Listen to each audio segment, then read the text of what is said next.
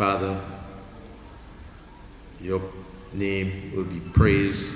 We give your name praise, we give your name honor this afternoon. And we thank you for everything which will transpire this evening. In Jesus' name, amen.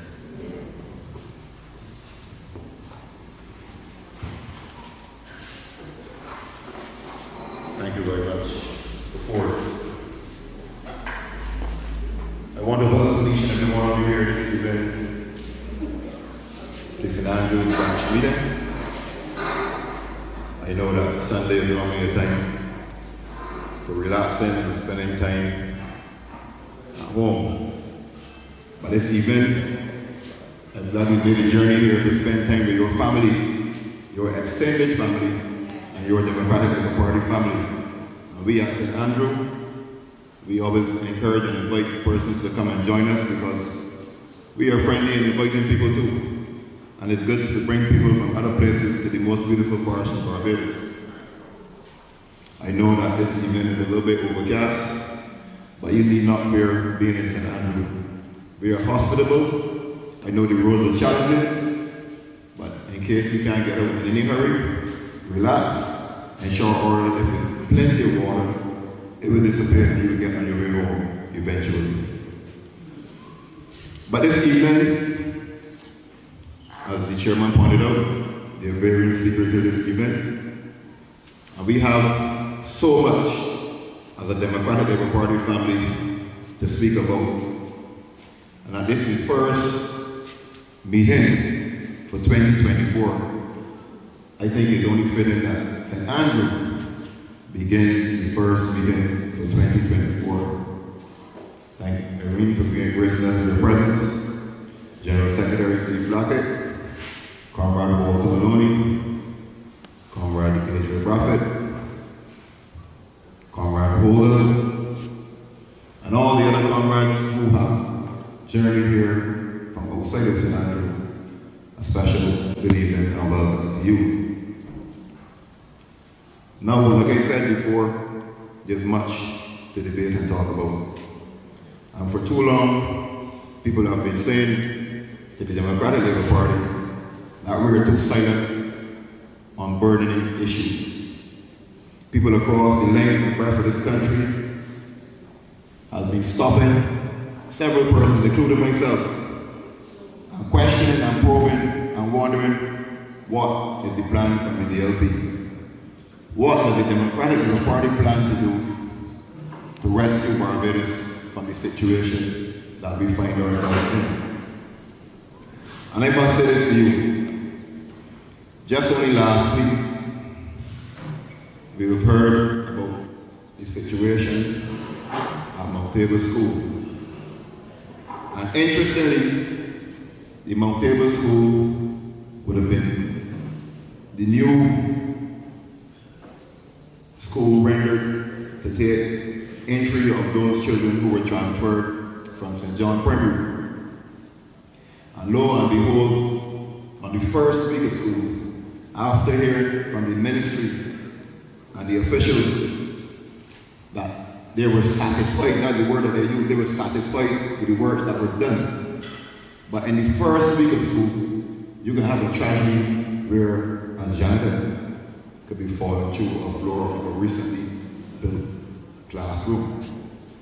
I say to you this evening, this kind of action is testimony to the kind of administration, especially the Ministry of Education that we have in Barbados. Because the Ministry of Education is allowing our children, not only the workers and the janitors, but the children to fall through as well. Cast your mind back to the situation at the Spring Memorial School. And these are issues that we as a DLP family cannot afford to let get swept under the rug. We have to keep these issues on the front burner because they're issues that are important to everyday Barbadians. Just before the previous school year, union officials, ministry officials toured the same St. John Primary School just before they started the school term and said to the people of Barbados that the school was satisfactory. That school was painted brand new colors, a spanking blue and orange. And in 3 months, less than 3 months, we're hearing of environmental issues at the school, and the school was forced to close. Can you imagine that satisfactory work is done on the school, and in less than 3 months, less than 1 term, the school has to be closed permanently? And you are saying to people that satisfactory work is done? This is the kind of treatment that the ministry is meeting up to the people of Barbados. And you have a stubborn minister of education who believes that nobody can say anything to her to get her removed, that she is set in stone at the Ministry of Education. And no matter how pages cry and plead, no matter what kind of trauma they put the people's children through, nobody can get her removed. Similarly, across many other parts of Barbados, even right here in St. Andrew, we are facing severe challenges as we speak. In St. Andrew, the roads are deplorable. And people will make the argument, oh, but the DRP has listen to me. In the last 5 decades, listen to me carefully, in the last 5 decades, the Democratic Labour Party had 5 years of representation in St. Andrew. I can repeat that again. Within the last 5 decades, the Democratic Labour Party had 5 single years of representing St. Andrew. Over those 5 years, things were tried with limited success. But you can't tell me you have a representative or representatives for almost 5 decades and not the blame can get laid. The blame of the situation between St. Anne and the similar situation is at St. Thomas and neighboring St. Joseph as well. Because those parishes suffer the same fate as St. Andrew. The people in those areas are living with poor road network, deplorable living conditions. Several people are facing challenges each and every day. And to be honest with you, the people in rural Barbados are suffering under the representation of the Barbados Labour Party for almost 5 decades. We cannot sit back as the people of rural Barbados in the Scotland district and allow the Barbados Labour Party to get away with what they're doing to the people of these areas. The Democratic Labour Party family, the people that cross the length and breadth of Barbados, has to get up and do their part. We want to welcome the President, DR.RONNE, this evening. But the LP family must agitate for better conditions across these areas. For too long, we've been found languishing. We murmur in the corridors of the supermarkets. We talk outside the church doors and in the lunchrooms at work. But that is not good enough.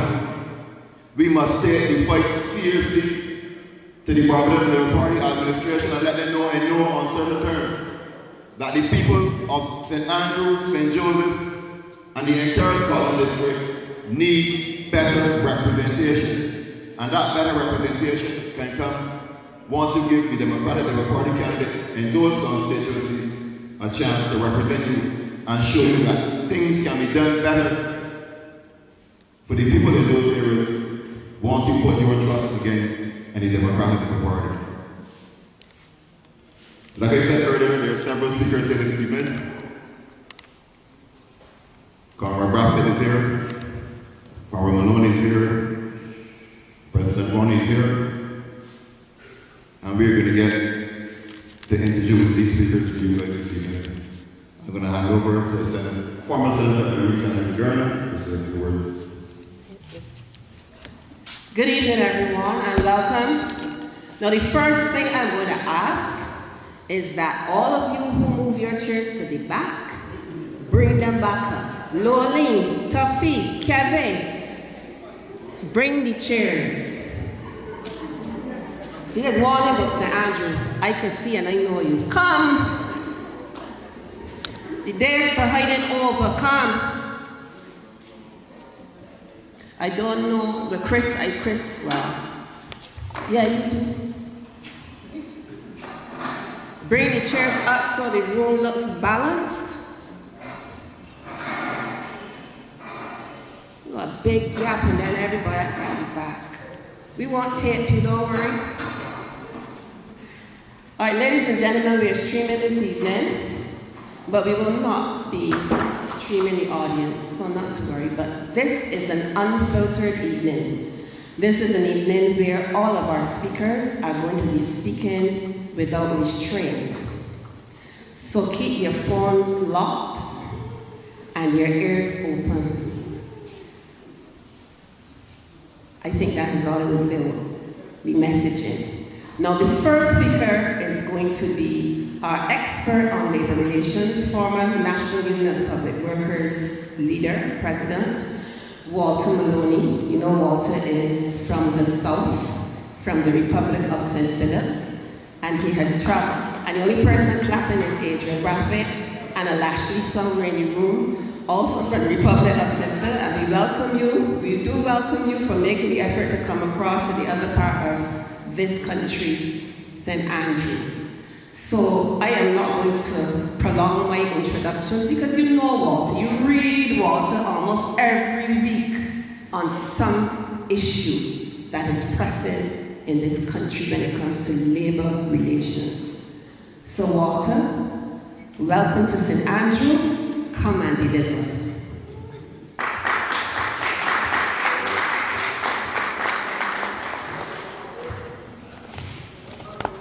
You have to use this one or this?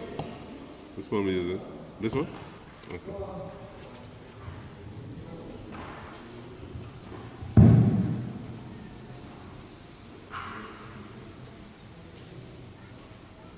All right, good evening, everyone. Whoa. Is it because it's raining outside? No worry. My good friend said that when we leave here, he will go to the shop and buy drinks for everyone. Right, Adriel?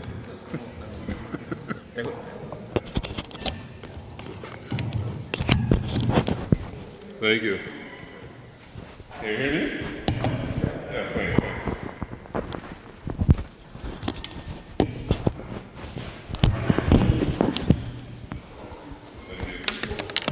First, let me start by thanking the good people of St. Andrew for inviting me this evening to say a few words to them.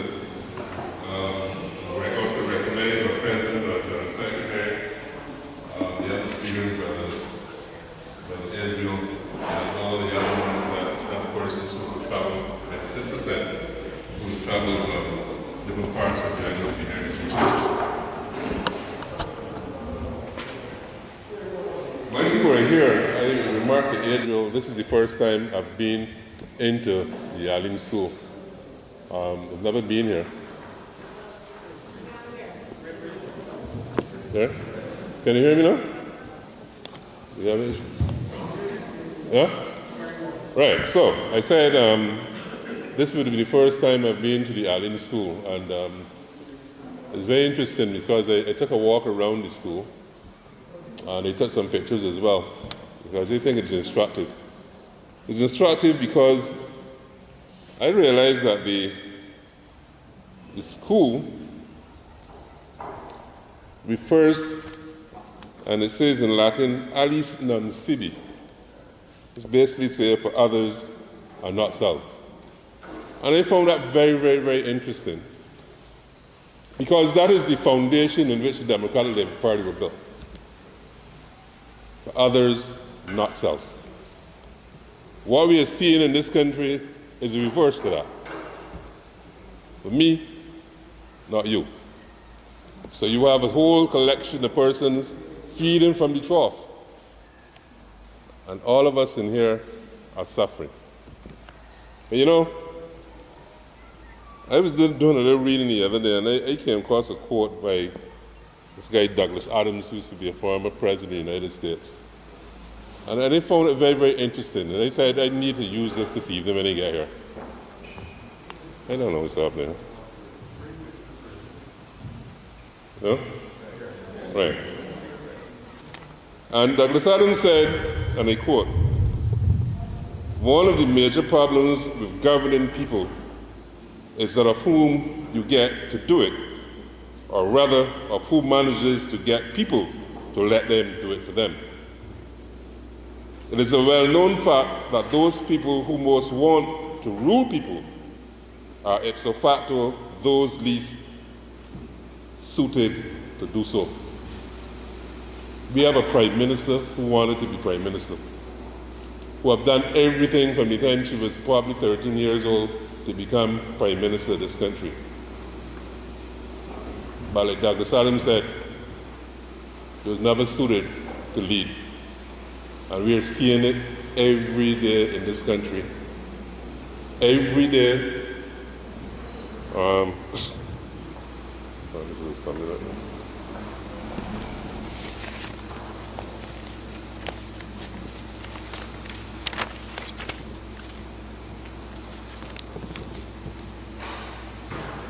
Continue?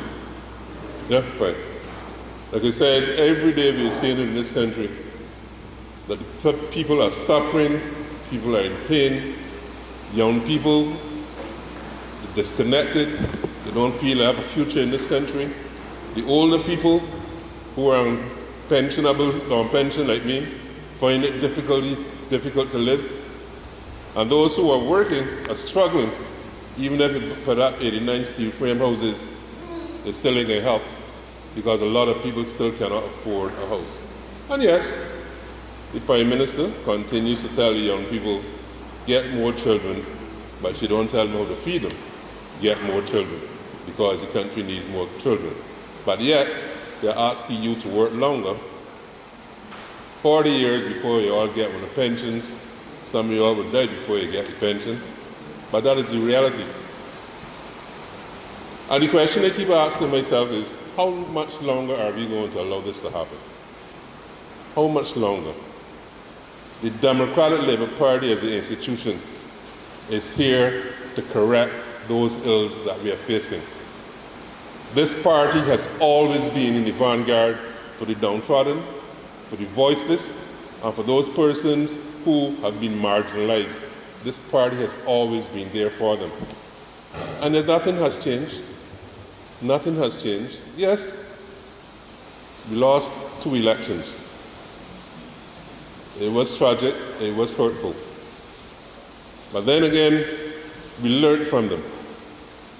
And we learned enough to know that yes, the Barbados Labour Party would have won, but we cannot, none of us in this room can, we cannot stand up and say, after 2018, our lives have been better. If anyone can stand up and say so in front of me this evening, I will shake their hands. But anyone is willing to stand up and say that?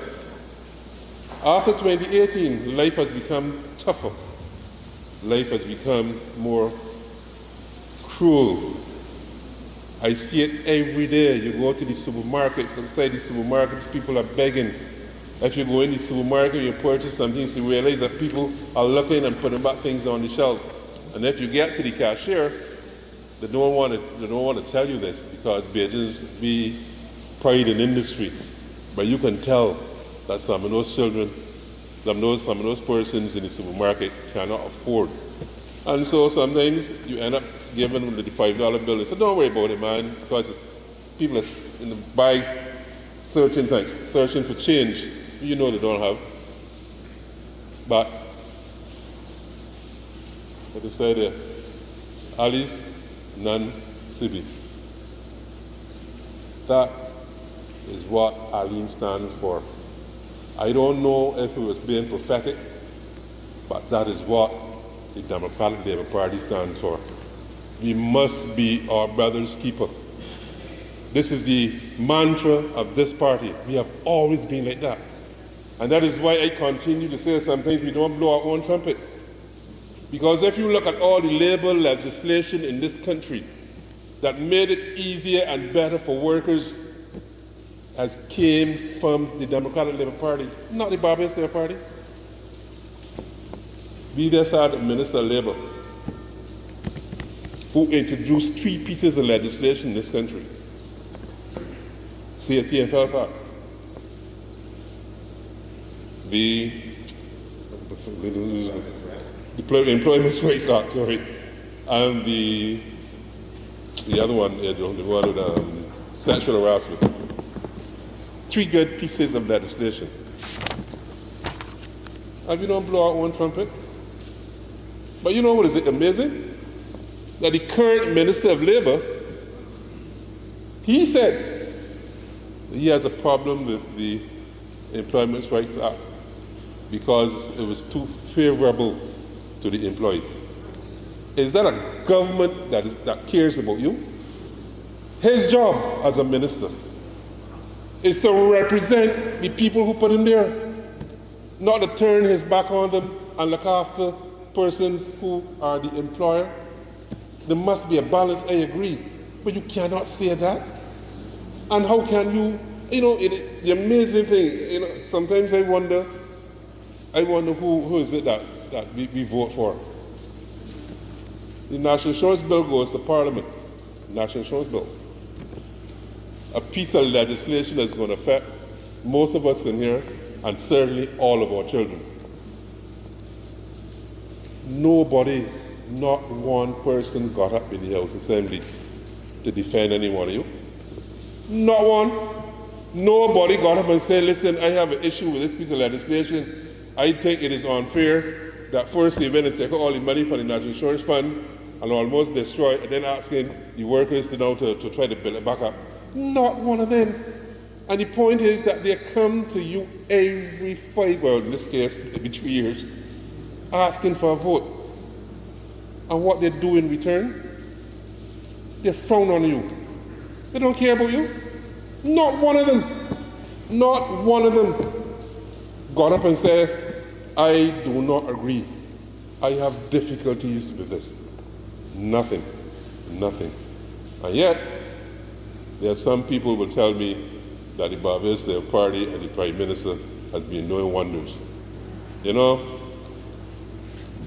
I have a thing. Almost 30 years in public life. Almost 30 years. And I ask one question.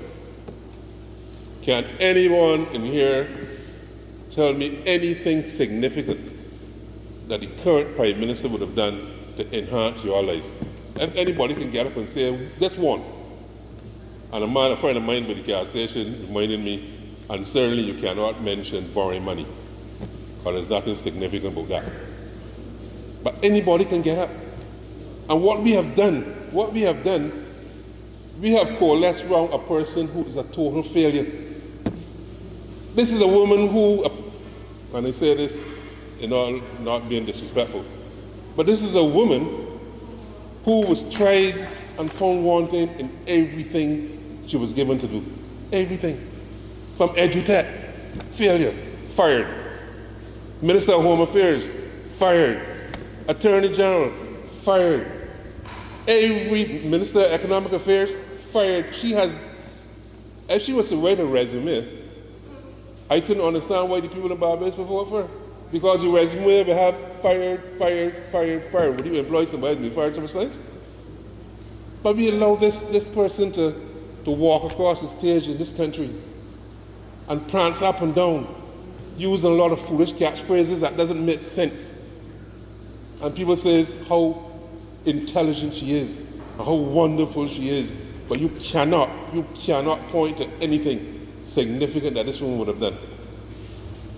In 5 years, let me tell you what she has done in 5 years. She has reduced corporation tax. Anybody here pay corporation tax? She write off VAT. Anybody here still got business that's pay VAT? She write off money from national insurance, which is your money. Did she ask you? Nothing she has done was in your interest. Nothing. And yet, we have people who go on the calling programs and try to push this person as the next savior of the world. The next savior of the world. I find it's very, very interesting when I hear people trying to defend her. You can't defend her. But you know it's even worse though. She said to each of you, this is my last term. And then you see some people in Finny Barber's their party jockeying for leadership. But you want to hear say? You know what now they may got the track record either? You all realize that? Santi is supposed to be her, well, so-called person to take over. What has she done? A failure in education. Oh, y'all down here. I want to see the roads from the south. You all see the roads for herself. She's responsible for that. Okay? And she can come down here. You have the, what's it called? They have the, we got, the one that I had something, they had everybody here talking and Paris speaks or some foolishness like that. Right. And all of the fancy things, we can do this and we can do that. We can do the third and we can do the fourth in August 2022. Some of you might have been, it wasn't here? Was it held in here? I don't know if some of you all were here. But in August 2022. 2022. The promises were made. Now, when they tell me, after these promises were kept, I don't know. 100 jobs were supposed to be happening with this Walker's project. Do you remember that? The Walker's project, I'm speaking to the people from St.Andrew now. And not ADRIEL from St. Philip, you have all discussions. The 100 jobs. You all realize them, is it?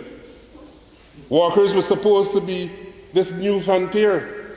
We are hiking and hiking and what is it called? Hiking and biking trails. And young people were supposed to get jobs. That was in 2022. This is almost 18 months. Is it happening? No. No. The isolation cricket ground. Isolation cricket ground was supposed to be transformed into the state-of-the-art facility that will form part of the tourism product. Mind you, I'll tell you this. One Saturday, I had some family here from overseas, and we took a ride around the country, and it ended up my isolation capital. It was the first time I went to that ground. I'm so serious.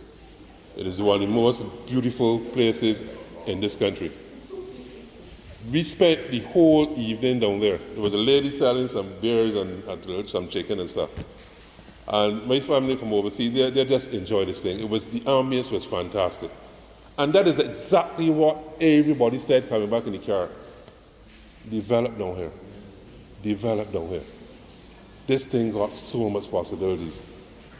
But, so listen maybe to Irene or one, because here it is, your representative coming to say it will be transformed into a state-of-the-art facility that will form part of the tourism product. Nothing has happened. Nothing has happened. I don't look for saying it happened either, because honestly, I don't think the young man has much favor with the Prime Minister anyhow. I don't know the young man, but I can tell you this much. You cannot tell me that in the first iteration you were made a parliamentary secretary, and since then all sorts of people came in the cabinet and you're still a parliamentary secretary. So there's got to be something wrong with you. Something either wrong with you or the Prime Minister don't let you. Okay? And I got a funny feeling I don't know the young man, I don't know him, but I feel that obviously the Prime Minister doesn't think highly of him. And all you St.Andrew people will know why, because they was told he was a product of the last representative who for the last 30 years never really represented with him. But that is another story. You were told, these are the catchphrases, you were told good things come to those who wait. Good things come to those who wait. How much longer you plan to wait? How much longer do you plan to wait? The old people always said, a promise is a comfort to a fool. I do not believe the good people in St. Andrew are fools. I do not believe that. I do not believe it. But you cannot sit down and continue to let these people promise you and give you pie in the sky nonsense. The people of this parish deserve someone who is going to look after their interests, and deserve a party is not only going to look after your own interests, but the entire country, with St. Andrew being a pivotal point. I'm going to finish soon, because you can be assured, believe you me. These are the words of the Prime Minister. I know what I mean. You can be assured, believe you me. Believe what? What it is you all believe in? What, has she given you all something to believe in? Huh? A lot of catchphrases, a lot of nonsense. And people continue to think this woman is the greatest thing since sliced bread. It is absurd, it is foolishness. The water will return to White Hill. They come back. The water back in White Hill. $230 million to be spent on the Scotland rehab project. Well, the question that we're going to be asking though, if you can spend $230,000 in a parish, 230 million, sorry, I will ask the question whether or not, or how many people from this parish is being employed on that project. Because if you bring in a project of that magnitude here, and you're telling me there are persons in St. Andrew who are not working, one will hope that they will find employment with that project. So somebody please get up and tell me if you see young men and women trekking to the East Coast Road on mornings, doing some meaningful work. If somebody could tell me that. St. Andrew, this is the best. St. Andrew poised to lead the country's economic recovery. You all were here? She said so. She said so. Listen, bring tears out of school. They say, St. Andrew, I went back. Let me tell you, one of the most difficult things in the world for me is to listen to the Prime Minister. It is hard. I am so serious. It is very, very difficult. But I went back and I listened to the first thing they had down here, the Robin Shawley, over the hell of him, and then the Power Speech. I went back and listened to both of those presentations. St. Andrew is poised to lead the country's economic recovery. You all seeing that? You all seeing the kind of investment in this parish that would tell you that? Tell me. The next time this lady comes down here, right, I think the best thing to do, I don't believe in violence, the best thing for people in St. Andrew to do is don't turn up. Just let her come and address an empty space. Well, of course she forgot her fault is because it always ran a crowd. But you cannot allow somebody to come and continually tell you this kind of nonsense. Because to say that, you have to tell me what it is that you are doing to fulfill this promise. What is it you're doing? But the reality is this. The bridges at Backslers. That finished? No. The one in King Street. That finished? The one in St. Simon's. Thompson Bridge. The one in King Garden that if you don't be careful can collapse soon from now. The Fruitful Hill. The TYRA part that you can't come down here. I was working for the last one, almost 3 years. Borden.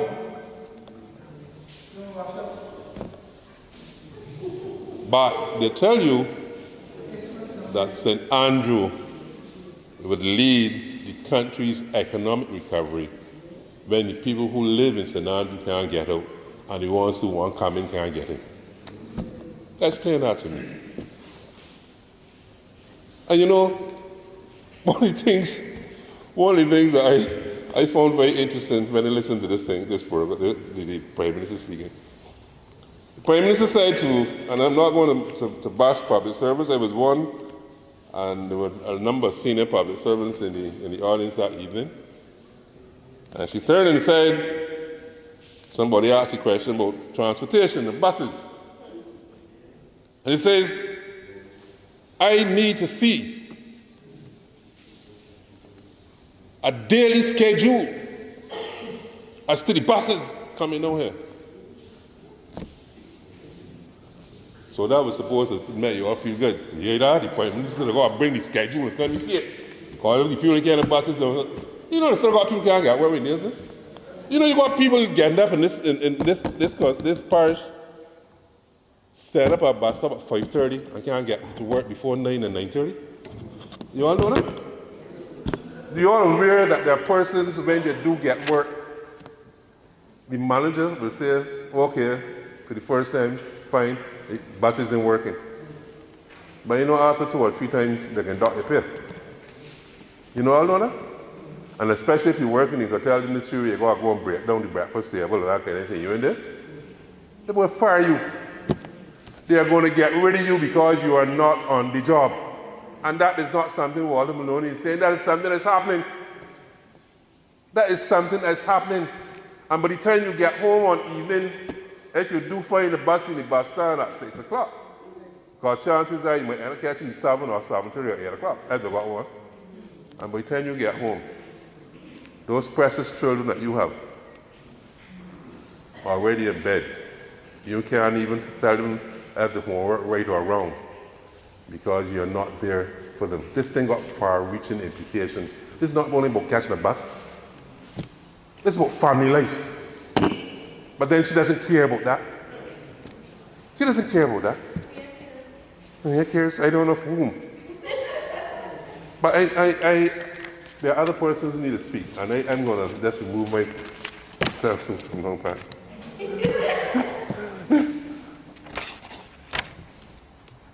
There was a man named Frederick Lewis Donaldson. He was an Anglican priest. And in a sermon that he delivered in Westminster Abbey in March 1925, he identified 7 social sins. 7. The first one, wealth without work. The second one, pleasure without conscience.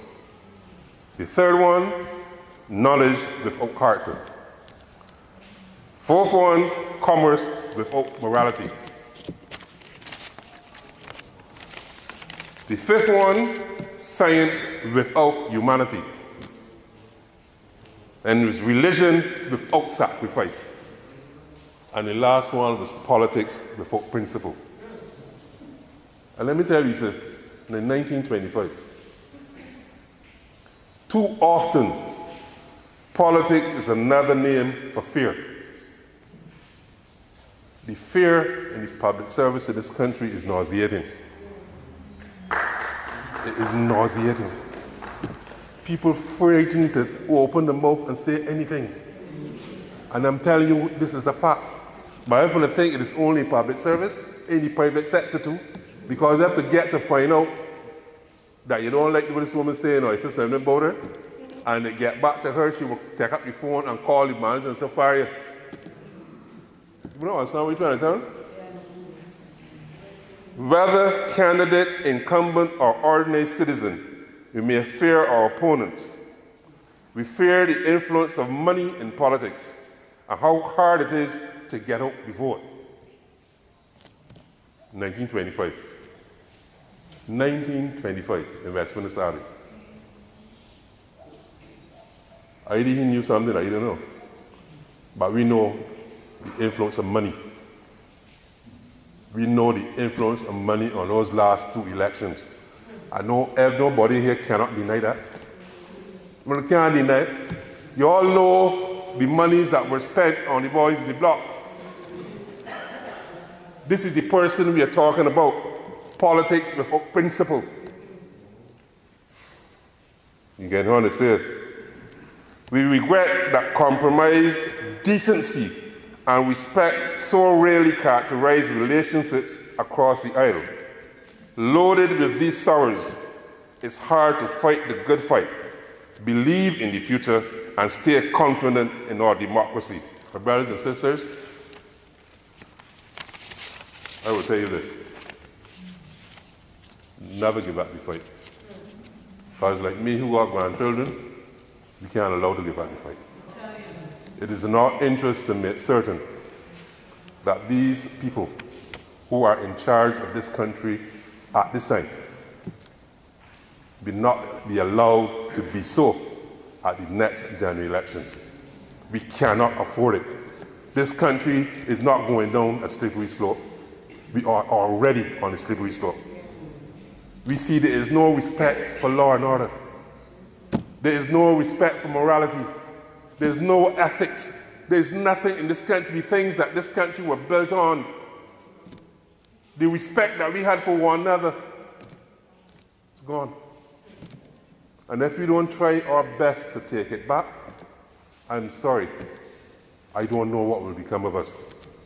But I will say this, all is not lost. All is not lost. Because at least we still have an institution called the Democratic Labour Party.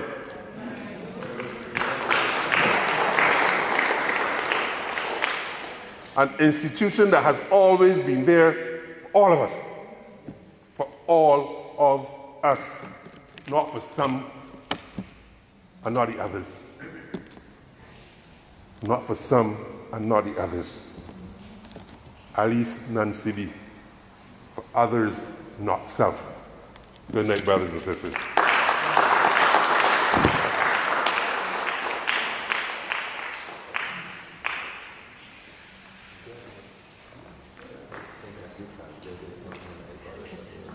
Thank you very much, Comrade Maloney.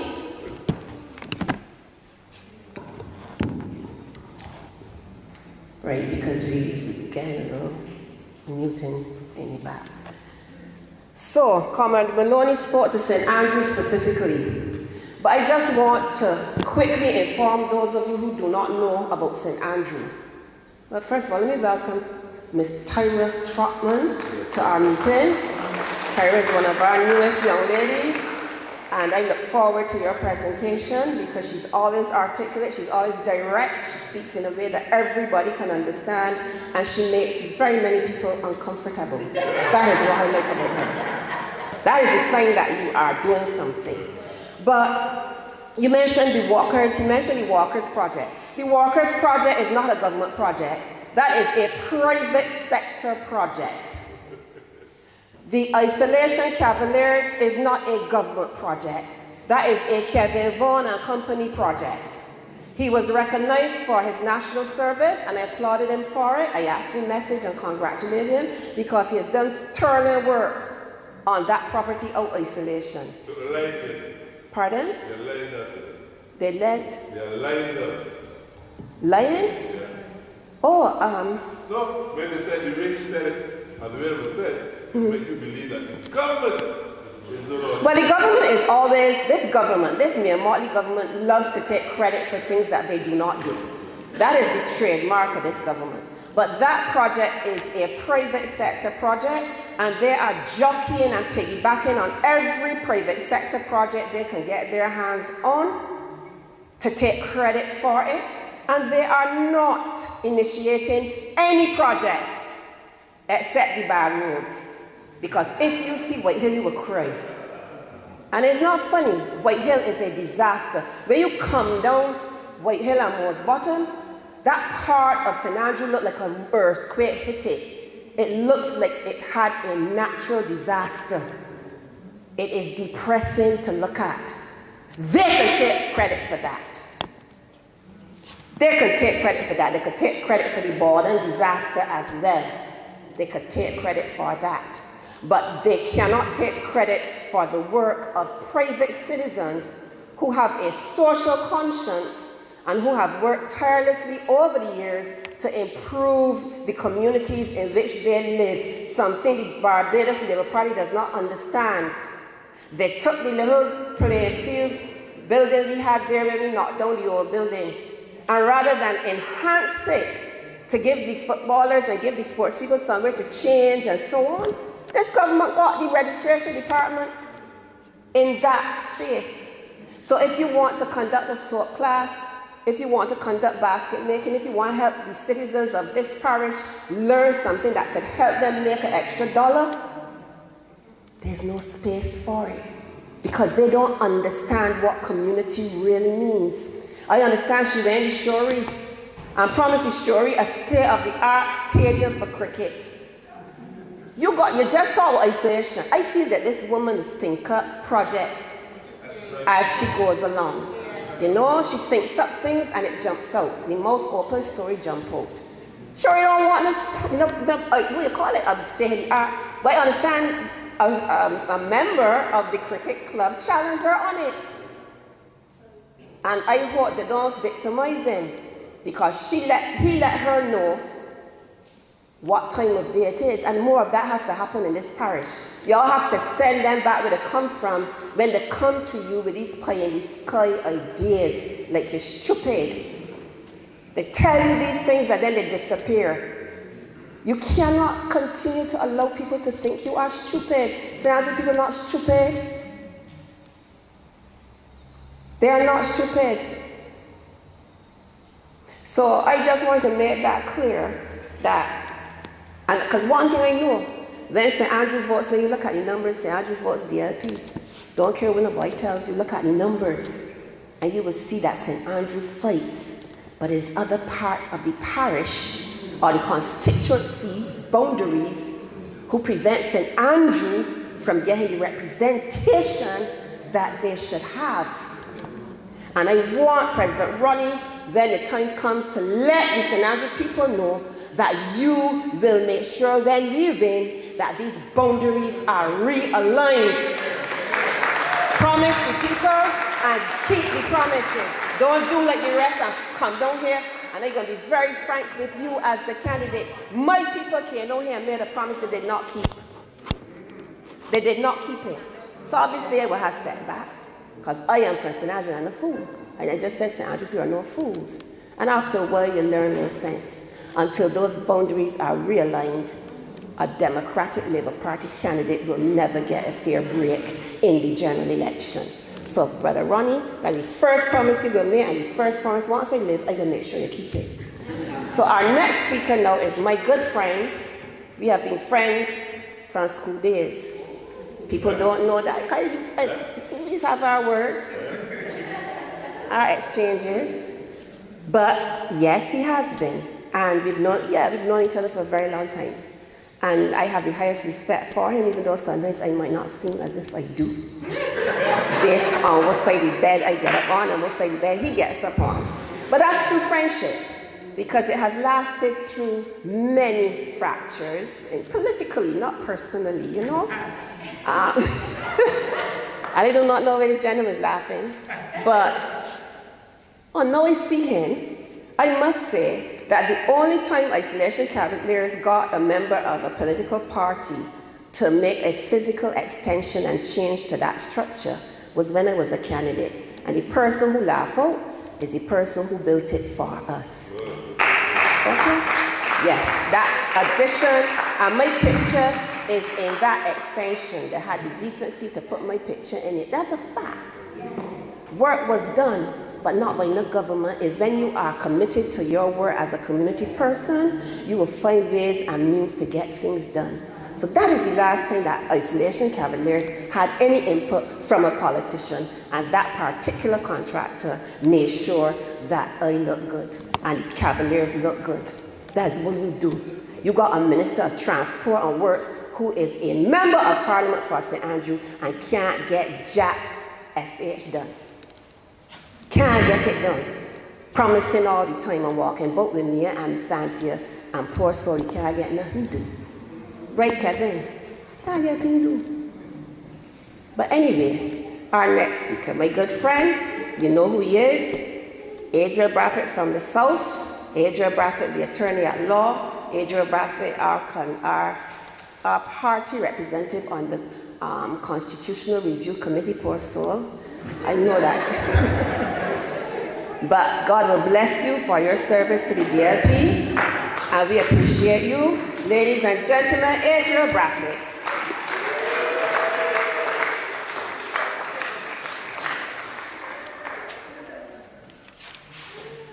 Thank you, Irene.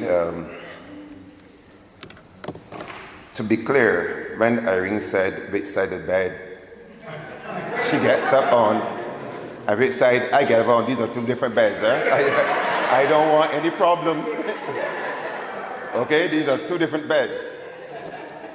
Let me begin by saying what a pleasure it is to be invited to make a presentation to my family and the Democratic Labour Party. It's always good to be with my family. And I haven't yet quite decided how I'm going to frame my presentation, but I want to touch on a few things in the time that I have. And here's where I want to begin. I joined the Democratic Labour Party in August 1985, I think. August 1985. So I have been around for a few years. And here's my take on the Democratic Labour Party. If King Dial is leader of the party, he will be attacked and criticized. If Ninja Man is head of the party, he will be attacked and vilified. If Jesus Christ comes tomorrow and leads this party, he will be attacked and vilified.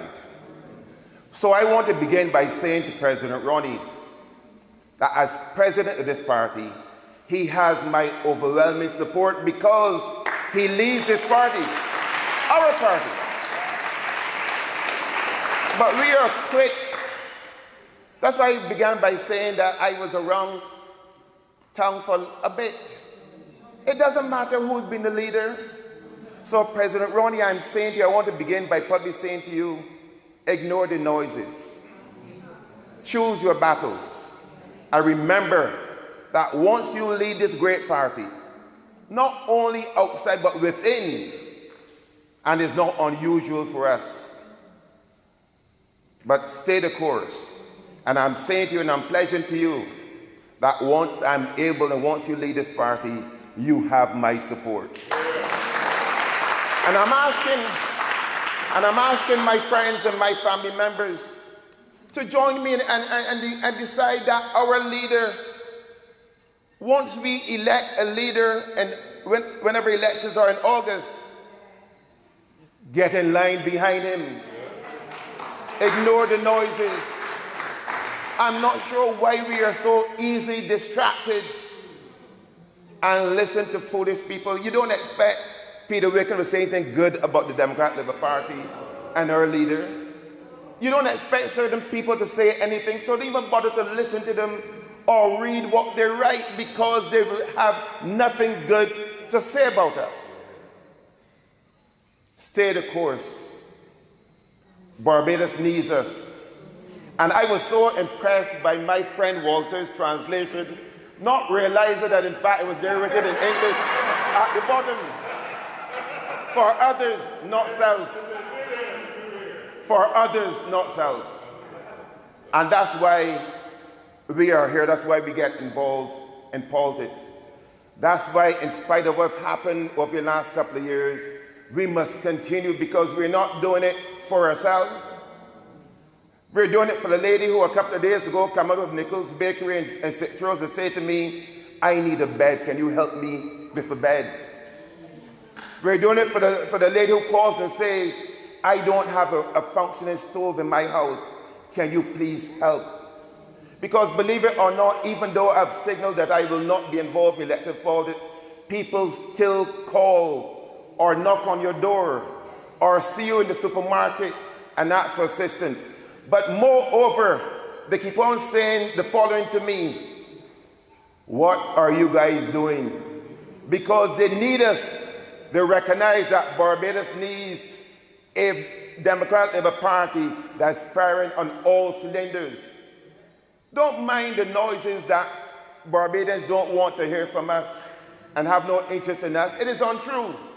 Because the persons who I meet on a regular basis across Barbados tells me otherwise. And they say to me, Brath, you fellows need to ensure that whenever that time comes, that you are ready. Walter actually gave me what my presentation was about. Walter said, can any of you say that you are better off since 2018?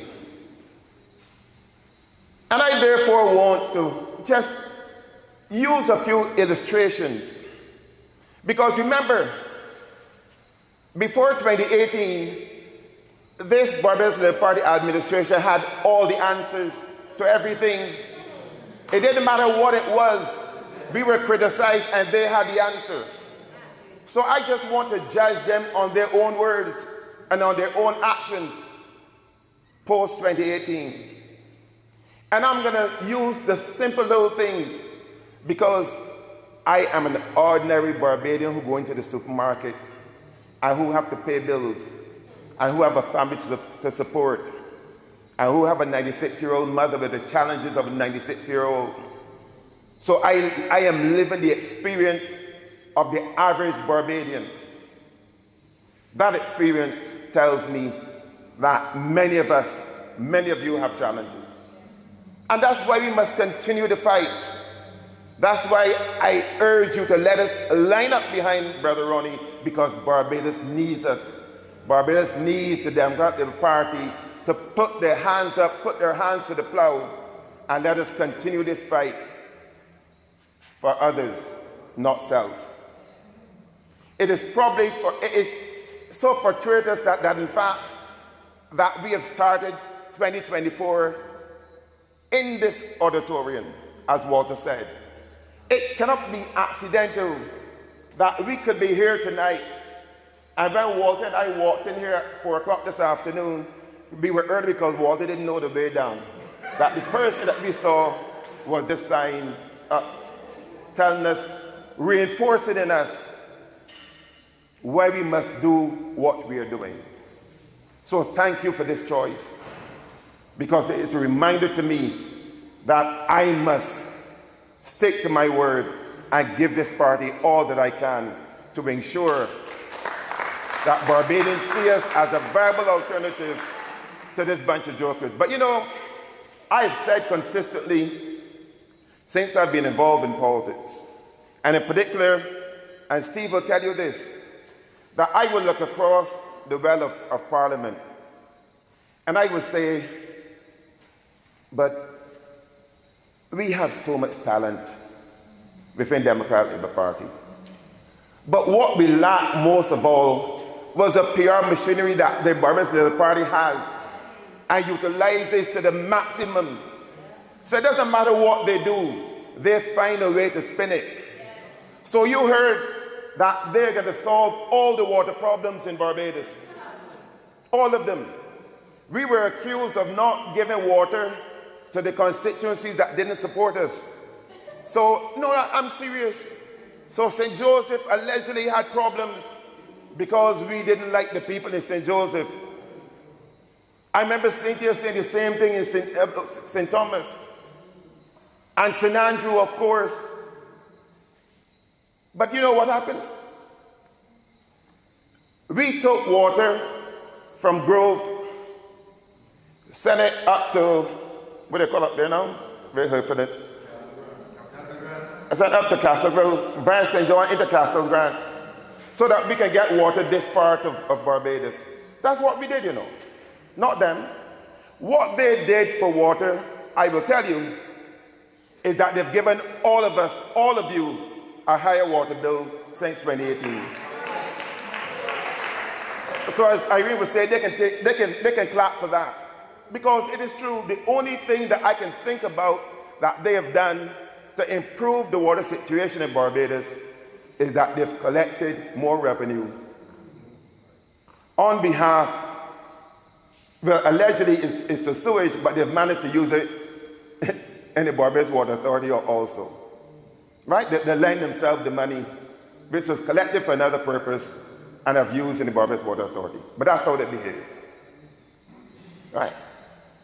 So, we can tell you, and I can tell you, because I pay my water bill, but I pay about 3 water bills every month. 4? I pay 3. You might have 4, but I pay 3. Right? And it's higher.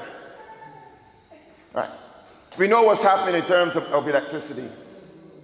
Again, most of us who pay electricity bills will tell you that in fact that since 2018, that the rates have gone up and up and up. And yes, they will tell you that in fact is linked to the fuel adjustment clause, etc. But I am only judging them on their word, that they will in fact ensure that the standard of living, the cost of living will be brought down. And they have not kept their word. Look at the basket of goods for food. And I'm going to touch on, and let me deal with food one time.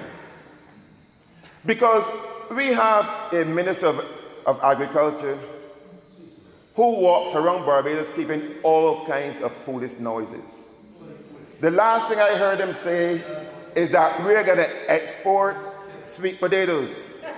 That in fact, that he's going to start with 2 40-foot containers. But just last Christmas, we couldn't find any sweet potatoes but Barbados. Right? We could not find any sweet potatoes but Barbados. But like that, we're going to export sweet potatoes. Because somebody said to him, man, you're the best minister of agriculture, and therefore you must talk and sound important and let people believe that you're doing something. And whilst we're at it, although I've not spent a lot of time on this, Ronnie, but there is something wrong with us transforming the sugar industry like we are doing. For 500 years, a certain section of this population control and manage the sugar industry. Whenever it got in trouble, the government bailed it out. This government have decided that they are not going to bail it out anymore. And you know what happened? Walter, you drank the water. And you know what happened? Another set of people who looks like me all of a sudden, after 500 years of other people controlling the sugar industry, have decided that they are best equipped to transform and manage the sugar industry. And not only that, thanks, not only that, the Minister of Agriculture said that the workers will be re-employed at higher wages. At higher wages. But what's even more amusing about that is that they severed the workers, didn't pay them, arranged for 1 or 2 persons to get on radio and say that they have been paid. But again, one of the things about being about the streets is that people meet you and tell you things. And I met this chap by Faye's shop in St. John on Messiah Street, and he said to me, but Mr. Brathwaite, if all the work has been paid, but me and my friends, we didn't get paid yet. We don't know what's going on. Nobody has told us anything. So I'm concerned. I'm concerned that this transformative arrangement with these 2 new companies, there is something wrong about that. And there's something wrong with the minister being able to say that workers will be paid more. And these are 2 private companies. So I can only assume that what he's saying is, don't forget, you're going to have to come to me for concessions, or you're going to need a bailout down the road, so you better give me what I want. I can only assume that that's what he's saying indirectly. But I am concerned about that arrangement. We all would like to see agriculture enhanced in Barbados. Food security is important to us as a country and as a region. So whatever we can do to assist in that regard, whatever support we can lend in that regard, we should. But I am saying that the mouthings of the Minister of Agriculture does not lend itself with credibility. And the only minister worse than the Minister of Agriculture has to be Minister of Education. No, because I am saying that we need to judge them based on their pronouncements. And I can spend lots of time on education, but my friend, Mrs. Keat, mentioned St. John, where allegedly I reside from time to time. So I know the saga of the St. John Primary School. And I said a couple of years ago, but if you place new paint on old buildings all the time, that's not correct, isn't it? All it's doing is that when you drive up the hill, the building looking better, but yes, just looking pretty, but you're not making any meaningful improvement to it. So it does not surprise me that they finally woke up and have said, no more. But it's the parents in particular who decided, and teachers, because the teachers were actually getting sick on a continuous basis. They weren't pool sharking, as the young people will say. They were actually getting sick. So it had to move. And of course, because this Minister of Education isn't capable of leading anything properly, then you had that fiasco at Mount TYRA, which is no surprise, because everything led by this Minister of Education, something goes amiss. And if the Prime Minister does not have the intestinal fortitude to rid Barbados of her, then she should simply resign, as opposed to saying that she's not going anywhere. And I could spend some time on the Springer fiasco, but what hurts me most about Springer is that that would not have happened in many other schools. Right? That certainly would not have happened to the school that I went to. It would not have been allowed to happen. And if it did happen, something would have happened to the persons who allowed it to happen. But it's Springer, and therefore it can be swept under the carpet and go quietly. And then the whole issue of transforming the educational system, and that they have a plan. They have a plan. They're not sure when it can start, how much it's going to cost. Can you imagine that you come up with a plan and have no idea how much what it's going to cost and where they're going to find the money from? And the reason why they can say this is because they actually think that we're all idiots. I can only assume so. I don't know how else to put it. They must assume, you see these Bajans out there? They're dumb. We can say and do anything we feel like saying, and they can vote for us next time. And on that note, because you notice I'm just touching all these things, I'm judging them based on their own pronouncements. Because they had a lot to say about campaign financing and who steals from where, etc. They had a lot to say. And Bajans believe it. Look, I went one day to pay my telephone bill in Flow. And a man said to me, "Well, Mr. Brathwaite, with all the money that won the thief though, why you don't let me pay your telephone bill for you?" And I said to him, we live streaming, so I can't tell what I said to him. But, you know, people actually believe it. Right? People actually believe it. Right? But they're allowed, however, to receive checks for $7,500 in a scenario where I believe that most of us, members of Parliament that is, and I'm willing to bet you that that particular member of Parliament has your charity, right? That most of us form charities to ensure that there is a distinction between monies donated to you as a politician and monies donated to you as an individual. So when we say that we want this interrogated, it's not that we are being malicious, because in fact I'm sure that President Ronnie will tell you that we want the whole issue of campaign financing addressed. And it must be addressed with urgency. In 2018, a fellow named Jim Brown, did you know Jim Brown, right? A fellow named Jim Brown, up by a shop in Pennyhole, in Gamswood, was sent down in a hired car. So it was given by him to drive around.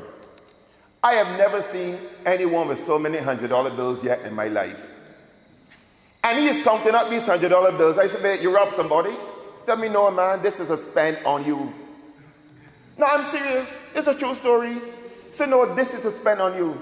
So not only was he given a car to drive around, but as he says, money to spend, not on me, as in buy me clothes and food and drink, money to spend with the guys to make sure that I lose the 2018 election. So that we are clear, he wasn't being charitable towards me, right?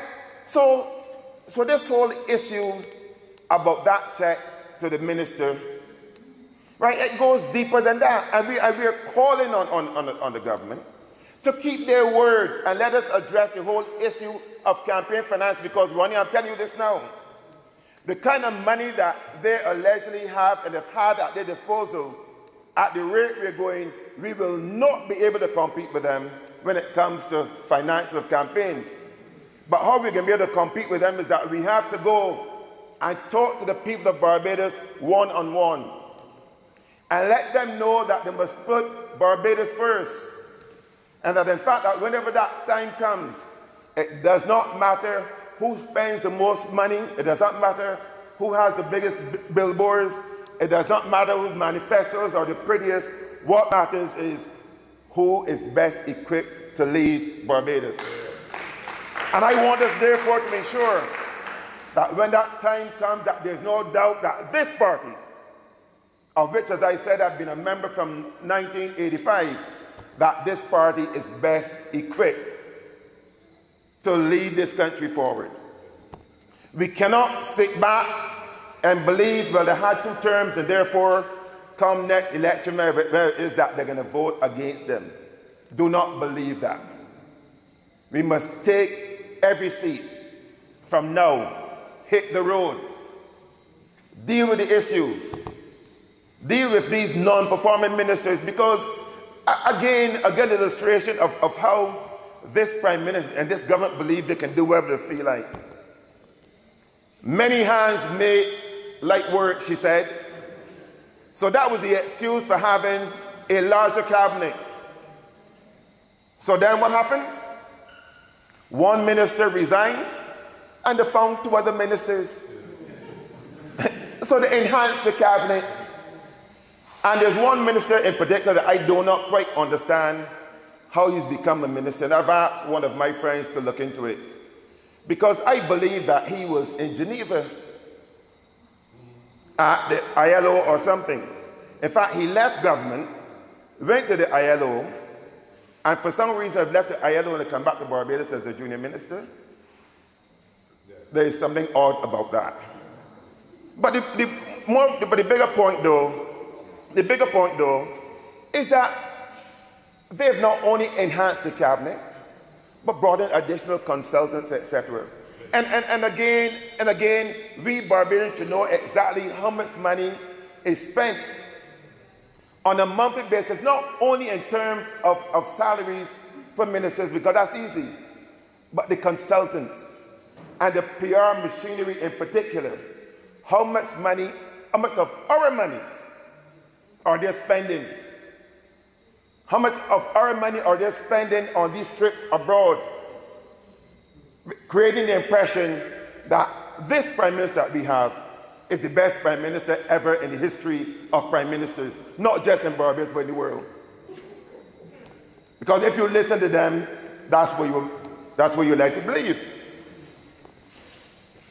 So, I am saying to you that when I look across the ministries, and it's very hard for me to find one that I can say, okay, fine, here's a passing grade. If I use health, and I will like Walter soon stop and let someone else, given the fact that it's 6:26. But if I use health as an example,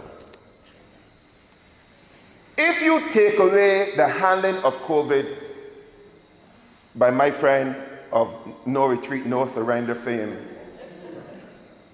since 2018, can any of you point to any significant event in the Ministry of Health that we can say, okay, fine, we are doing better. We spent money on the A&E department, and then a couple of months later, there were pictures of water flowing through the roof. Right? Only this afternoon, I was reminded who the Minister of Health, because I could not remember, I genuinely could not remember who's the Minister of Health, because we don't hear from the Minister of Health. I would have to assume that he isn't well.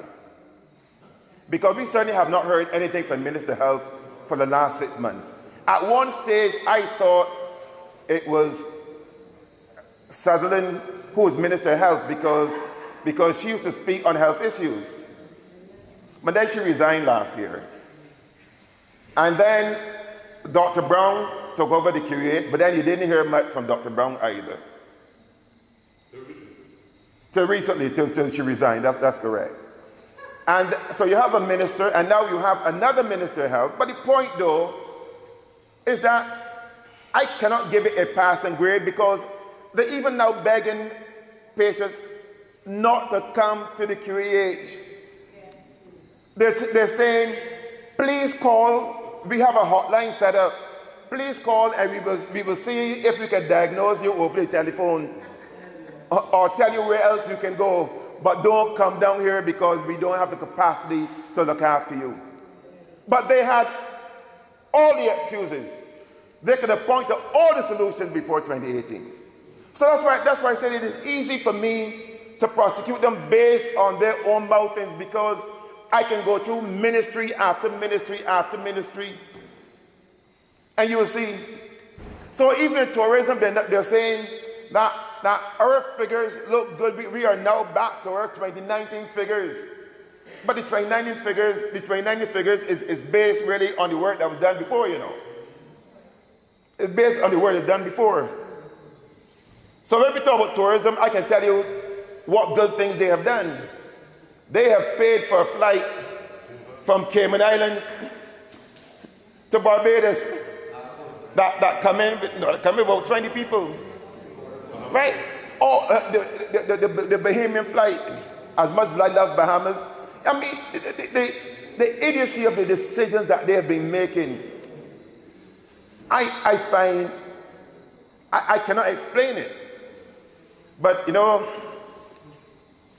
my grandfather used to say, education and no common sense, you're still an ass.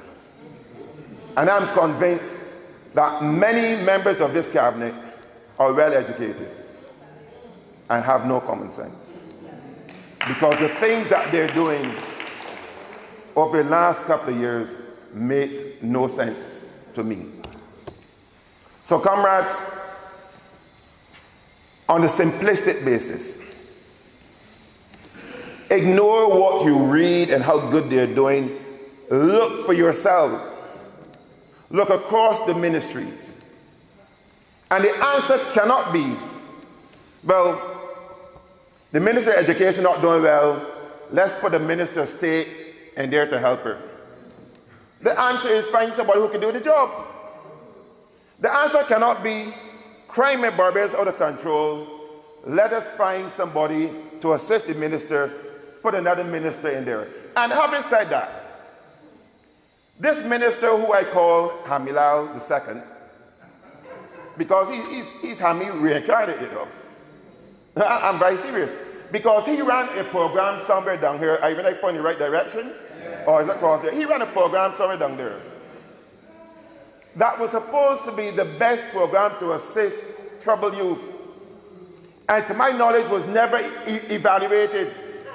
Similarly, he comes out with his programs on crime reduction and says, my programs are working, and no evaluation about the programs.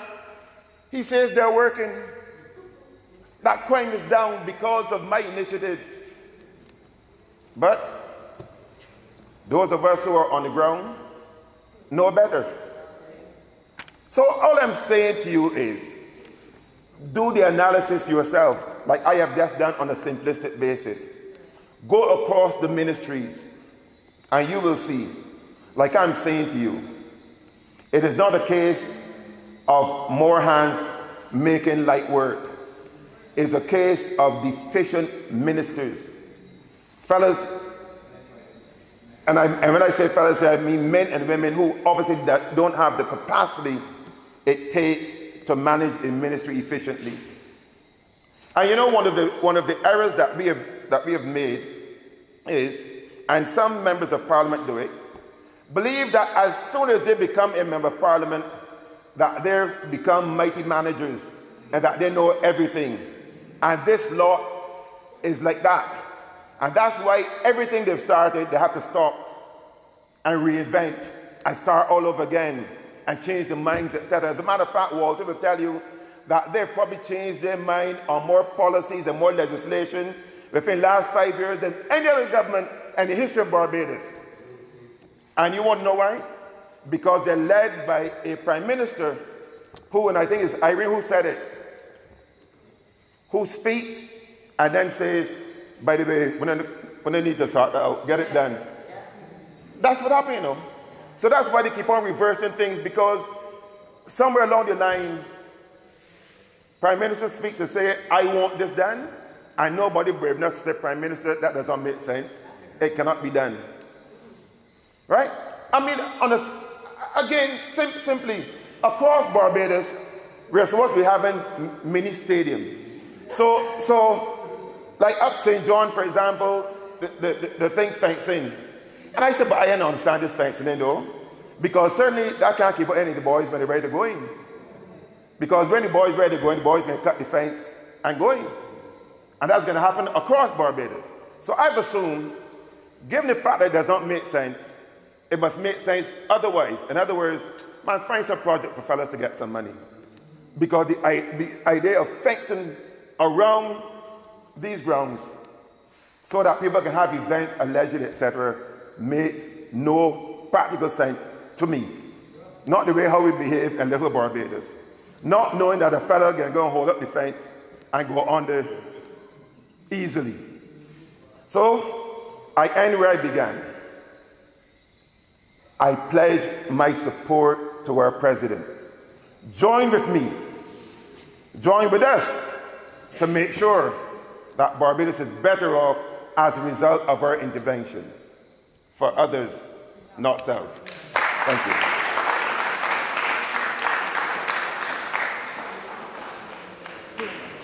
you. Much food for thought. Thank you very much, Comrade Brathwaite. There's so much that we could talk about. We could talk for the whole week, I guess. But you made some very salient points. And what bothers me is that Barbadians seem to be very quiet, save for the ones who call in on programs, in the face of probably the most incompetent government we have ever seen in this country. They can't get anything right. And when you see those t-shirts near cares, because they get a fresh batch every 6 months. Some of them look so clean and fresh. You see the power of the PR. Because all of that is part of their public relations. They govern via public relations. They do not govern via competency or ability. They govern through public relations. So they advertise, they give you the catchphrases, many hands make light work, mere cares and all of those other things. But I want, as Adriel said, every one of you here to think about your personal circumstance and ask yourself, are you better off? When you look at your light bill, as he said, when you look at your water bill, when you visit the hospital, are you better off? And you know how I know Mayor does not care? Mayor put Davison Ishmael in the Ministry of Health, a boy who could not get ID cards printed, and you put him in the most critical sector in this country, our health sector. Brother Ronnie highlighted it, and I want you to remember that young man did not succeed in his last assignment. Would you put somebody who did not succeed in their last assignment in an environment like the Queen Elizabeth Hospital? Would you put him in that ministry if you cared about the health sector in this country, if you were serious about the health of this nation? You put him there? And it makes you wonder, each time why it is that you as individuals are being taken for granted.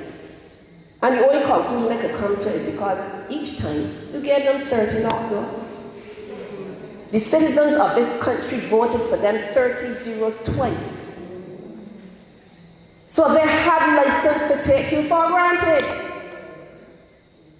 But that sealed it for me when you put him in there, because there is nobody that you talk to. I was up there yesterday, outside waiting, inside on the board. There is nobody who has an encouraging word to tell you about the Queensville Hospital, you know. You're not hearing good things. Never have Barbadians been so afraid to go in there. It's a fact. I'm not lying on anybody. It's a fact. People are scared. It has never been so between the time we came in 2008 and 2018. Furthermore, I remember David Thompson meeting with us with the one Hartley Henry. And I remember Henry telling us that when the hospital fails, a government fails. I remember that. Steve, I don't know if you remember. Yeah. Once the Ministry of Health is failing, it means the government is failing, and you've got to put your best people in the Ministry of Health. And you came to us 2 weeks ago, Mayor Maloney, and put one of your failures in the Ministry of Health. As I said, this evening we're going to be unfiltered. It's not my night, it's the speaker's night. And the next one coming is TYRA. TYRA TROTMAN, as you know, is an attorney at law, a young attorney at law, an aspiring politician. She is the president of the Young Democrats. And if you've been following in the media, you see the Young Democrats are working again.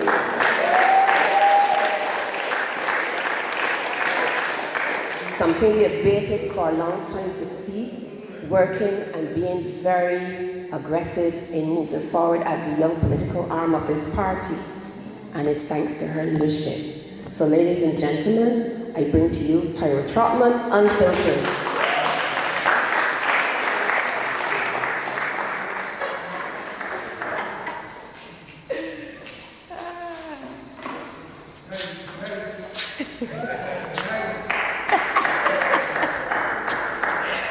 Good evening, everybody.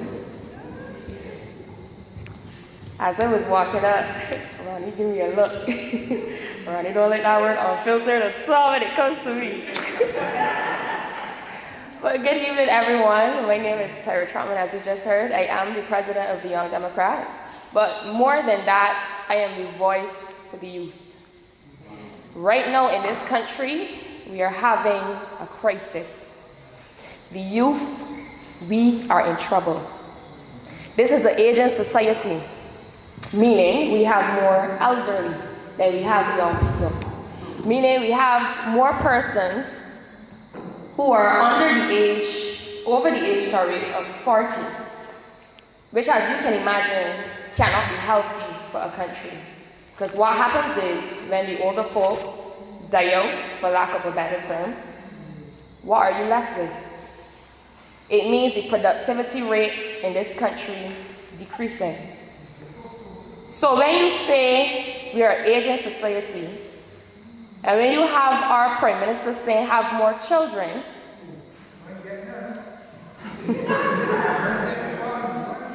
we have to ask, how is it sustainable? I don't have any children of my own, but I'm a young person, I'm almost 30. I think my clock might be ticking. But when I ask myself, why should I have children? It brings up a number of issues. You heard about, let me take this out. You heard about the high cost of living. How can you ask persons in this country to have children when they can barely afford to maintain themselves? How can you ask persons in this country to have children when they have to work 2 and 3 jobs, still have a side hustle to pay bills? And you're asking them to bring on more persons, to bring on a heavier load? The cost of living is so ridiculously high. I think that this was one of the first Christmases in a very, very long time that persons were complaining about not being able to afford ham, and they just love ham. When you go in the supermarket now, you take up 2, 3, 4, 5 items. You want to know what you buy by the time you end up at the counter. What did I buy? And when you look at your cart, breakfast items, nothing even too substantial. We have a government who talks about mere cares, right? But I am here to say it is Ronnie that cares. It is the DLP that cares. And you want to know what? I'll tell you why. Every single day, Ronnie wakes up. I wake up. Everybody else who has been working hard. Every day we wake up, we come up here and we fight for the people of Barbados. You know we don't get paid to do it. You know we don't get paid to do it. And I feel like Barbados need to understand this. We don't get a subvention. We don't get a salary. Furthermore, all of us still have our ordinary 9-to-5 jobs. But every day we get out and we fight for the people in Barbados because the Democratic Labour Party is the one that truly cares. We are the ones who really care about democracy. We are the ones who really care about average Joe in Barbados. Not we fancy friends. We care about human rights. Let me break that down. The right to education. You hear about, what is that? Junior and senior college of excellence and all kind of madness. But you got people falling through the cracks of the floor. You have 4 primary schools right now in St. John that shut down. Primary school students who are supposed to be learning the ABCs and the mathematics cannot go to school. We have secondary schools in Barbados who every couple of weeks have to close because of environmental issues. We just came out of COVID. We had what was supposed to be online learning. But you have children leaving primary school who do not know how to read and write. But you are bragging and you're boasting and you're saying we have a literacy rate of between 99% and 100%. How? When you have children who do not know how to write a proper sentence, ask them to read a paragraph about the chat at you, and you say you care? The youth are the future of this country. Without the youth, nothing cannot happen. Another human right, health care. You talking about making over it. I realize something about this government. They love a gun makeover. They love to spend money on things that are pretty, but don't make sense. The botanical gardens as we refer to. You're talking about redesigning the A&E, extending the hospital, but you have persons who show up to the A&E and have to wait 72 hours in an accident and emergency department before they are seen by a doctor. And then you have, as my sister said, this government leads by PR. You have a nice social media page who puts up a picture with an empty A&E room and is trying to fool Barbados into thinking this is how the A&E looks on a normal day. We ain't got no problem. But yet when you speak to persons who actually been to the A&E department, you will hear these stories. So who are you all trying to fool? Me, myself, and my grandfather, he just not too long ago came from the hospital. And you know what I had to end up doing? Because the community is so understaffed, I ended up being a nurse. Me, my brother, and my mother, we divided 24 hours into What does that mean? I had to sit by his bedside for 8 hours in a day. I still doing my legal work. I still writing documents for DR.RONNE. But I being a nurse at the same time because I don't want my grandfather to die. And while I am there, I am seeing the treatment. That's another problem we have here in Barbados. The standards of service.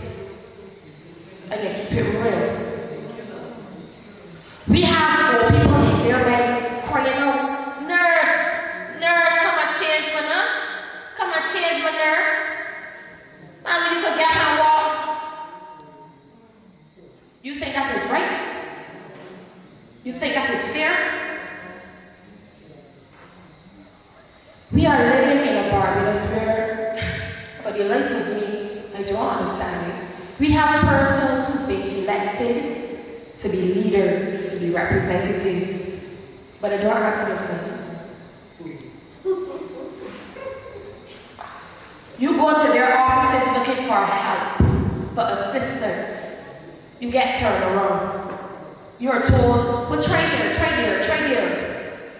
And you're not given any help, and these persons were elected to be your voices, to be your representations, to go there and advocate for you and your rights. And then you know what has happened? They come to the Democratic Labour Party. The ones who are getting cursed every single day, but we don't mind, we still help them. That is the Democratic Labour Party, a party of heart. A party for others, not self. That is it. Now, I am very intrigued to see what's going to happen next election. But if I were you, I know who I was voting for. We had a monument built in town the other day to family life. Something. But what makes it a family? People. So how is you spend millions in building this big elaborate monument, but the foundation of a family you don't care about? It makes sense to you? It don't make sense to me. We have roads in Barbados that are so terrible. Sometimes it feels like you will drop through it and land in another dimension. You cannot drive on the road, smooth passage, nowhere, just getting out here alone. I was scared. Terrible, but you have ministers who've been given money to fix these problems. And the problem's still in fix. So where is the money going? Corruption? Are they pocketing the money? That's a question, not allegation. We need to ask ourselves the hard question. What are we paying these people to do? Because at the end of the day, it's taxpayers' money. What are we paying these people to do? Look pretty?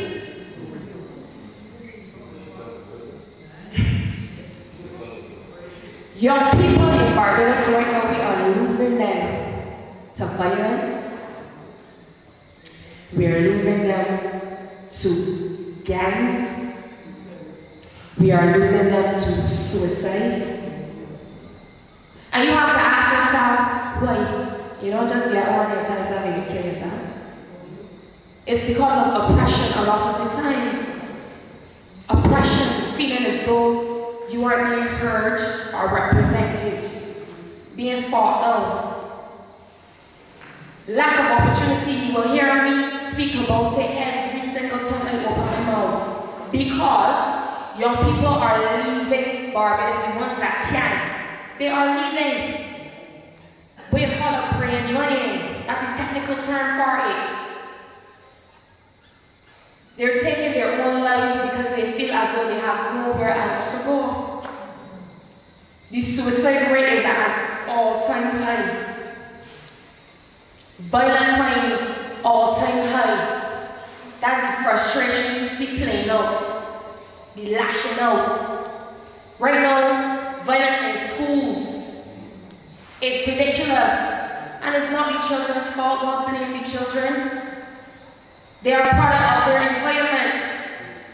We have to stop focusing so much on attracting people to Barbados and focus more on the people that actually were born and raised here. Tourism, yes, it is lovely, it is wonderful, but we have to care for our people. We have to care for the average man in Barbados. We need more opportunities for our youth. We need more housing opportunities for our youth. We need more support for our youth. And I don't know when it is going to begin. But it is sad, and I am scared. I am scared for you for Barbados. So I am crying out to you, citizens of Barbados, if you care about your children, if you care about your grandchildren, vote TLP.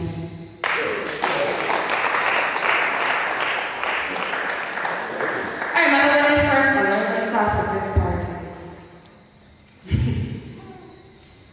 The backlash that I got. Oh, you're frightened to get that list. Frightened to get that list. What's work for myself? There's a reason for it. I don't like to be anybody's puppy. I will never have strings to be pulled. I will stand here, anywhere, and I will always speak up. I will always fight for the rights of human beings. I will always fight for the rights of my people. Those people who've been cast aside, looked down upon, overlooked, not represented, those are the persons I fight for because they need it. More than anybody, they need it. And that will always be me. Sister earlier said I make people uncomfortable. It has become people don't like the truth. And I will always speak the truth. So let it be said and let it be known this evening that the Democratic Labour Party cares. Thank you.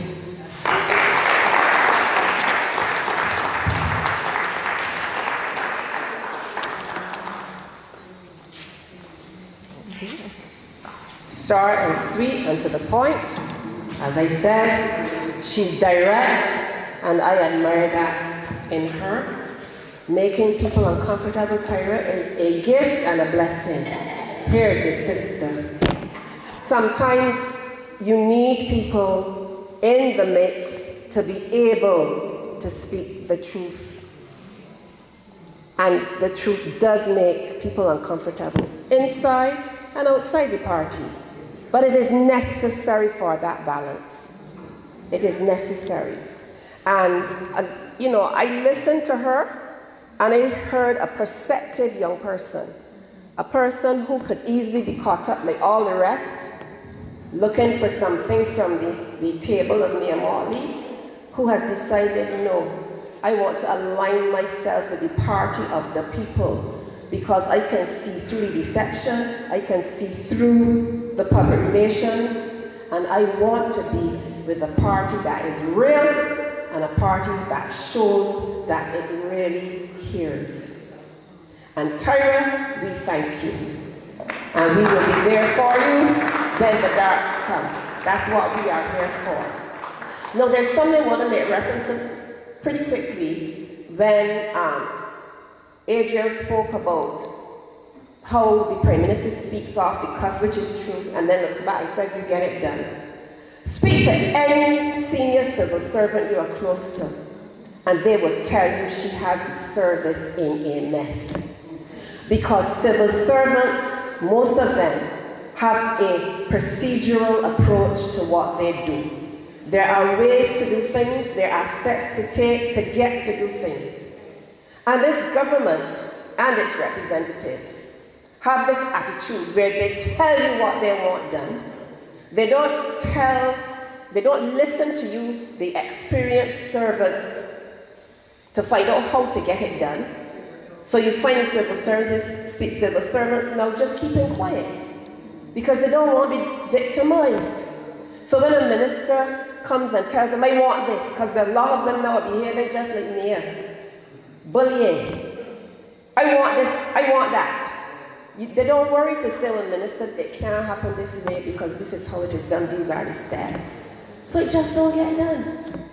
And the end result is that we, the taxpayers, suffer because of that approach to governance. And the fear of victimization is very real and present. So people hide. People come to meetings like this and want to lean back. If they come at all. Or sit in the car. But Barbados, this is a democracy. And you are entitled to speak. And you are entitled to stand up for what you believe in. And you are entitled, like any other taxpayer, to expect better from your leaders. Especially when they built an election platform on doing better. Yes, Holly, we understand. So this evening, our final speaker is our leader, DR.RONNE YEARWOOD. He has led with integrity. He too can be direct. Some people can't deal with that either in leadership within even this party. But those of us who understand what we have to do, admire it and welcome it. He's a young man with integrity. He's a young man who understands what Barbados needs today, what politics should be going forward in this country. He comes to the table with clean hands and a pure heart and a commitment to serve this country through the Democratic Labour Party because he chose to come to this party that he knew cared about us as people. And that is something that I want you all to think about. You want integrity, you want sincerity, you want commitment. I have not seen a leader work as hard as him since David Thompson. And that's a fact. And all of you, particularly those from St.Andrew, know I worked with Thompson from the beginning to the end. I can make the comparison because I've been around long enough. I know who worked and I know who did not work. I know who cared about people, and I know who just spoke about people. And I know that he cares, and that is why my support is with him.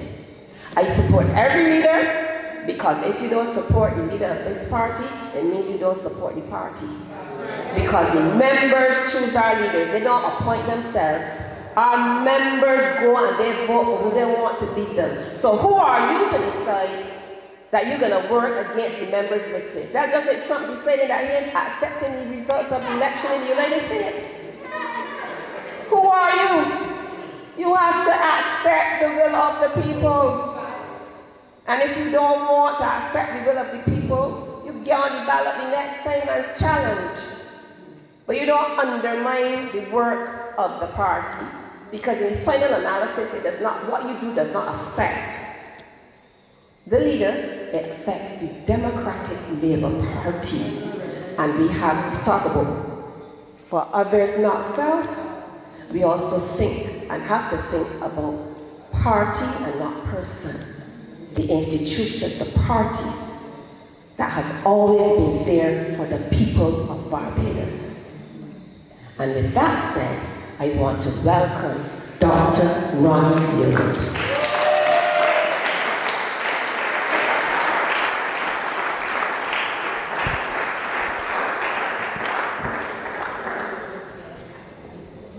I want to thank you, Sister Irene, for that wonderful introduction.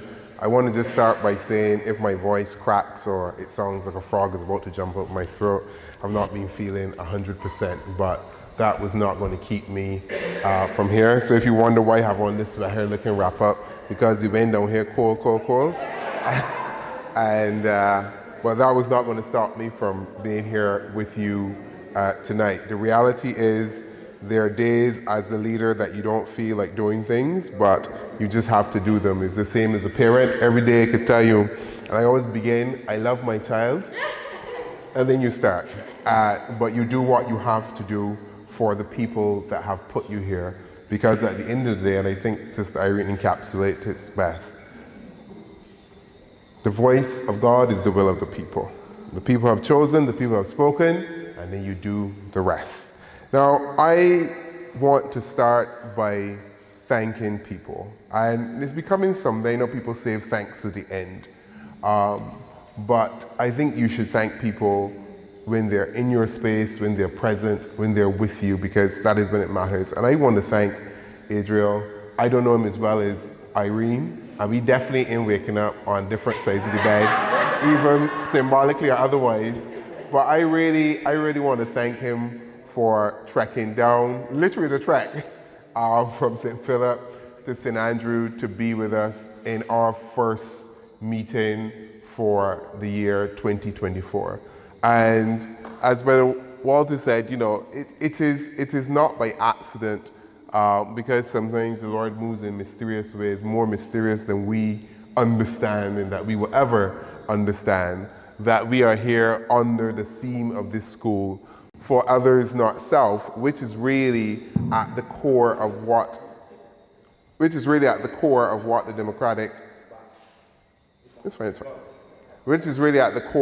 the Democratic Labour Party is about. Because at the end of it all, and I've said this a few times, this party is about being your brothers and your sisters' keeper. That is the core of what we're here to do. We are here to perform and to do our duty to the people of Barbados. So in that, I want to also thank Brother Walter, and I want to thank Sister TYRA for coming here and for addressing and supporting. I want to thank General Secretary Steve, who's always there, making sure everything runs smoothly. I want to thank Sister Irene, one of St. Andrew's finest. We should give a round of applause for that. And I want to thank for all her efforts through the years in this great party, and for always being here for this party, irrespective of leader, just to make sure that the Democratic Labour Party does what it's supposed to do. One of the themes, and the theme this afternoon, and it came to me because this entire week I've been at funerals, and it has been a very sorrowful week, really, because when you go to funerals, I know sometimes people think politicians, they go to these things to tick boxes, but when you actually go to help the family grieve and to do the things that you need to do, it takes a lot out of you. I'm not going to pretend. At the end of this week, I felt just beaten because of, well, you went usually that one. Correct, exactly. And you really feel with the family. You want to share that compassion. You want to move from sympathy to empathy. I really understand. And it has taken a lot out of me, particularly this week. For some reason, this week was a rough one. But there was something that came up in one of the funerals in terms of a passage, and I thought I would share that with you to set the tone for what I'm going to talk about, because it is what we're going to need. And it is from Psalms 23, though I walk through the valley of the shadow of death, I will fear no evil. And tonight, we fear no one. We have no fear. This party this year will move forward sure-footed, steady. This party will build and go from strength to strength, because we are a good people. We deserve good things. It is time to put away all the negative. It is time to believe that we are a people of God and that we have been called to serve. That is the core of the Democratic Labour Party. And when you are called to serve and when you are called to do what is right, you have to do so without fear. Does that mean that you don't have doubts? And one of the things the priest talked about with Thomas and all that, does that mean you don't have doubts and you're not questioning? Of course you are. But those doubts and those questions cannot override who and what you stand for and what you believe, because if you believe for others, not self, there can be no fear. There can be no fear of the material of this world. Because the only thing that you really will fear is your God. Everything else is cast away. You fear no man, you fear no machine, you fear nothing. And when you do that, when you actually reach into your Christian being, if you call yourselves a Christian, if you take that bread and that wine, you will understand that you are all called to service. All of you. That is what we're designed to do. We are designed to serve each other. That design has its flaws because within that flaws create corruption and greed, jealousy, all of these things that destroy the great project that we are working for called life. And one of the biggest things is corruption.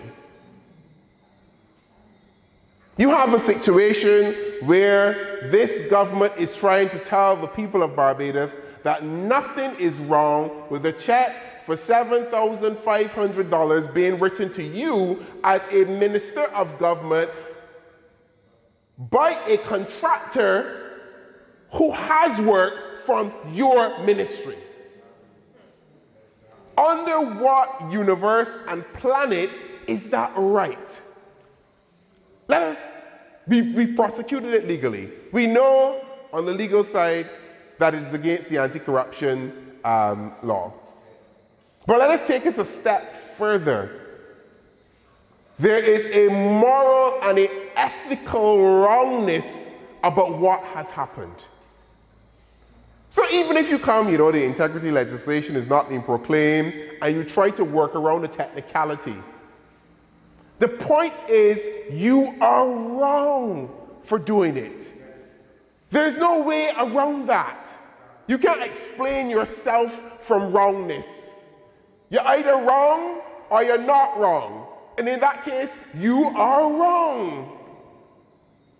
And I would say this, and I've said it, and I would say it unreservedly, if that was a member of my cabinet, you would be looking for another job.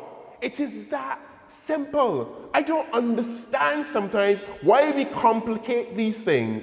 And do you know why we complicate them? Because it comes down to person. We want the rules, but when the rule affects somebody that we like, all of a sudden the rule can't apply. Actually, that is when the rule should apply the most. And I say this to the people closest to me, I am going to be hardest on you. You will not be able to hide from me because I'm coming for you. I will not tolerate corruption. I will not tolerate unfairness. I will not tolerate injustice in any government that I lead. And when I find you, you better look for some way to hide. And the people around me know I'm serious. Very serious. Because the only way this country will become better is when we demand better of ourselves. We will demand better of the government, but we have to start with who we are. We have to decide that we will not accept the folly anymore. We have to demand that we are people of worth. We are something. Whether I'm born in Shorey Village or Boscobel, or I'm from Gimblets and St. Philip, or Lightfoot Lane in town, I am somebody of worth. And I have value, and I will be treated as a human of value. And how do you treat a human being of value as your government? You do not rob and steal from them. Basic. So if you got a contractor in your ministry, and he won't write you a $7,500 check, we just say, give it to the charity.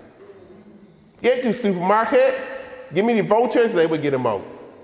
Or in fact, I can tell you who in the community, because I know Susan has run the annual Children's Right every year. I know Tom has got the little play part thing going on. I can give you the money.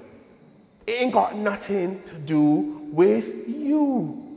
Why you so greedy and licorice? You ain't got enough? You can live in 10 houses? You can drive 10 cars? How many suits you want? You can only wear one suit and one pair of shoes at a time? You might try to put on 2 pairs of underwear, but you can only wear one. And until we decide that corruption is the scourge, it is the evil, and though we walk through the valley and the shadow of death, we will have no fear of those around us who are corrupt, because we are not. This week, I got the best backhanded compliment I ever probably get in my life. Veronica, or whoever naked departure, getting said what she want to understand why you're in politics. I like her too clean, and she don't understand why somebody so clean will get in politics. Well, Miss Veronica, for others, not self. That is why I am in politics. You want to know why I'm in public life? And let me answer a question that I get asked. I am in public life in the Democratic Labour Party because that is at the core of the mission of this party. Has always been. We didn't get everything right all the time. And that's the other part of leadership. That is the other part of our humanity. You accept responsibility for the things that you didn't get right. I would be the biggest hypocrite to come and say we get everything right over the history of the Dem. No, we did not. But did we do our best? Did we walk righteously? Did we try to do it in a way that was godly and good for the people of Barbados? Yes. And that counts for something. And parts of me, like my team at home probably sweating, or who in the room sweating, thinking what he can do next. Because sometimes people want to tell you how to say things, and Ronnie, you gotta be cautious, and you gotta triangulate, you can't offend the middle class, and you can't offend that body and the heights and territories. To hell with it. Because this country is falling apart. Y'all need to get offended. Get angry.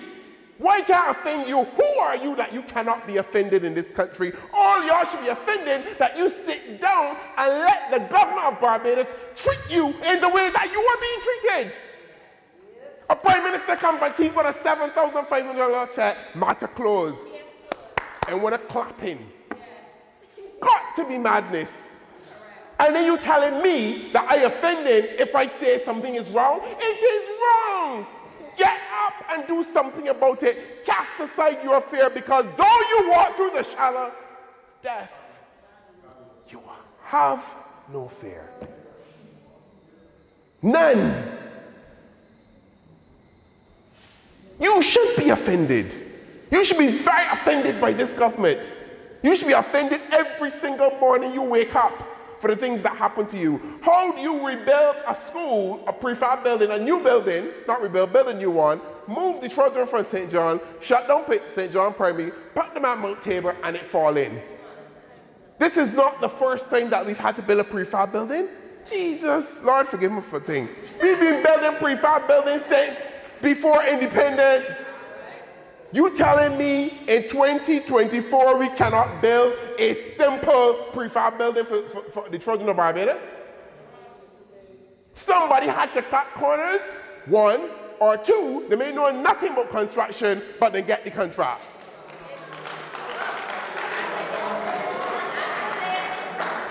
And how?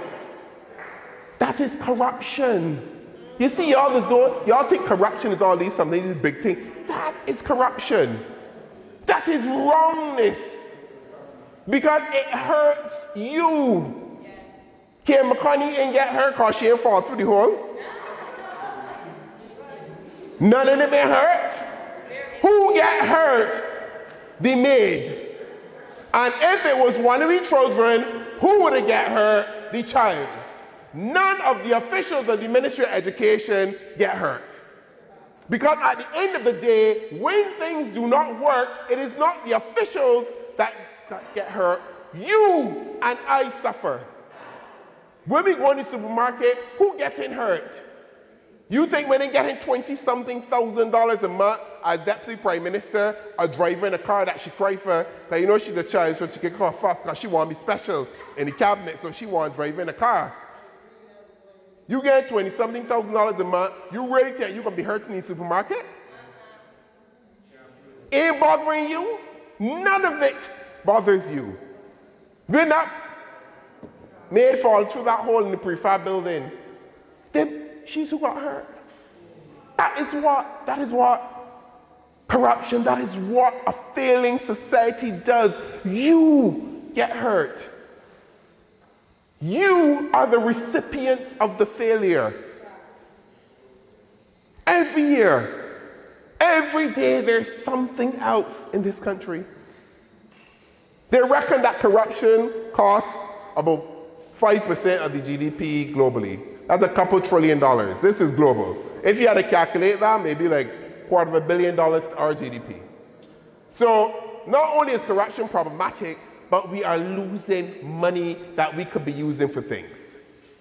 Today, we open the newspaper, and I want to talk about this a little bit, so I can spend a little time on this, and we're going to walk through it together. And I am sure you know what I'm talking about, which is the housing.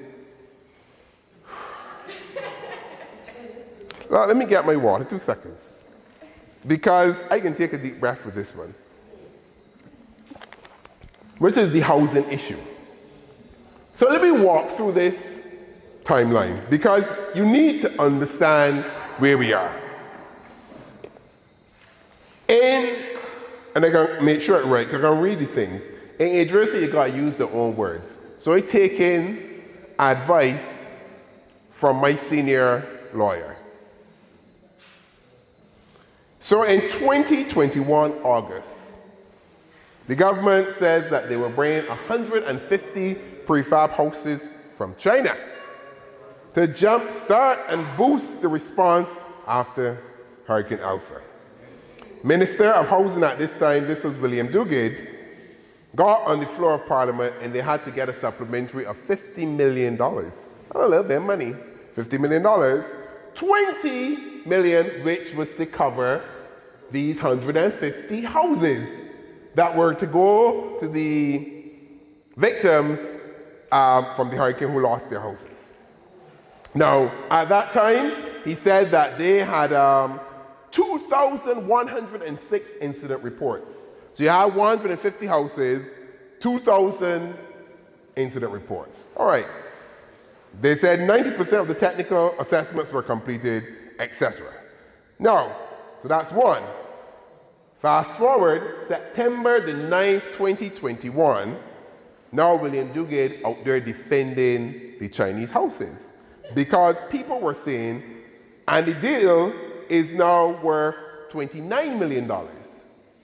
Because the first, it was 20, now it's gone up by then $29 million from the $50 million. Now they said they mobilized the contractors and all these kind of things, and he defending these houses because he was facing criticisms from the Engineering Association. One, Mr. Trevor Brown, who's saying, well, this ain't making sense. Why are you bringing these houses to Barbados when you have enough folks on the ground who, if you want to employ with that $29 million, that could build houses locally, stimulate the housing market, stimulate contractors. You're talking about entrepreneurs, you want to give people jobs, etc. Now, fast forward October 14th, 2021, he get William Duguid lambaste Trevor Brown. And I'm going to use his own words. Let me say, and this is William Duguid, this is me. Let me say clearly that kind of technology using steel frame cladded for concrete board is already available in Barbados, and at no time or there's no responsibility of the National Housing Corporation to consult any of the associations of professional engineering. It is not necessary, and further, the National Housing Corporation engineer would have assessed and made it very clear that the houses are very capable to be here in Barbados. In fact, they're already here. The sad thing about it is that we have these armchair goalies that get out there and say all sorts of things and then put in people's mind that the houses will have a problem.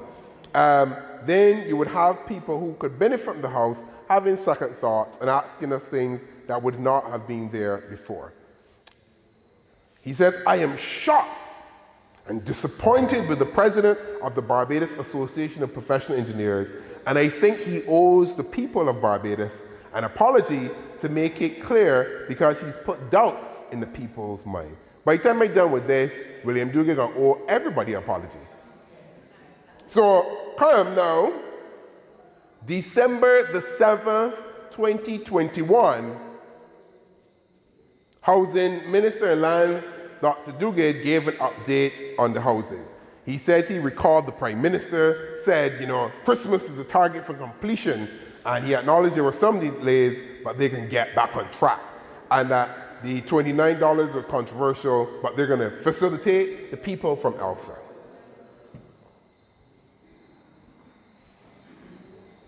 Fast forward a little bit more.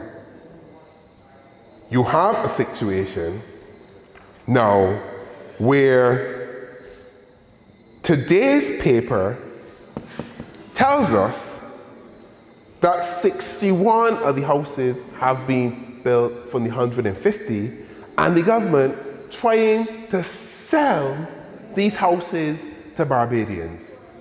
$29 million used, they claim, to build houses for Hurricane Elsa victims. I want to know if the victims get houses still. Now, the houses are being sold to Barbadians.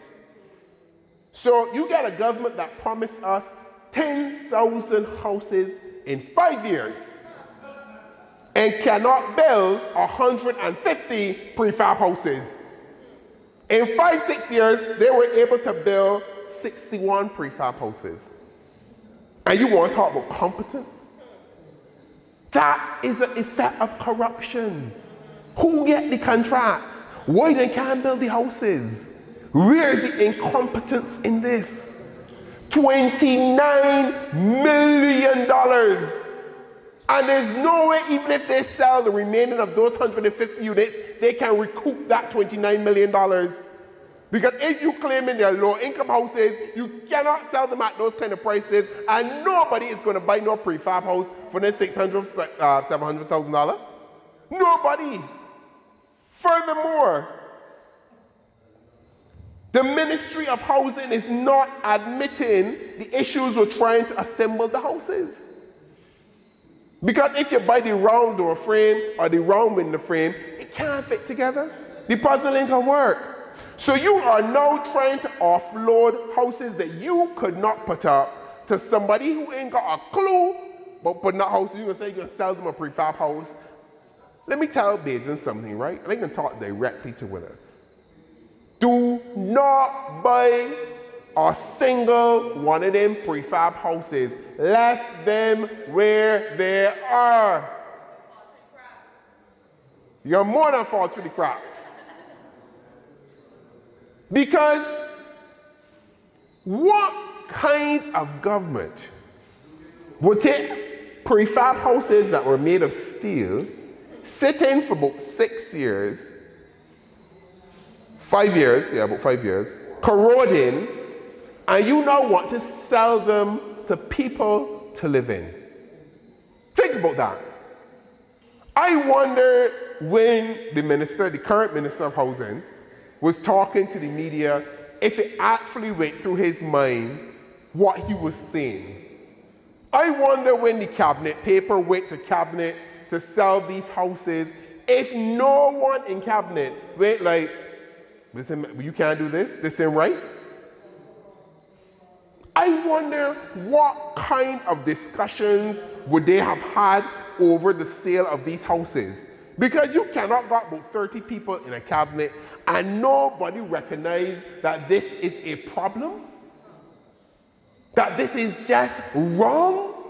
Houses that you use taxpayers' money to buy for hurricane victims who probably still homeless right now, you are trying to offload them and sell them to Barbadians. What kind of wickedness, snake oil, nasty behavior is this? Because something got to be wrong with you. I'm being serious.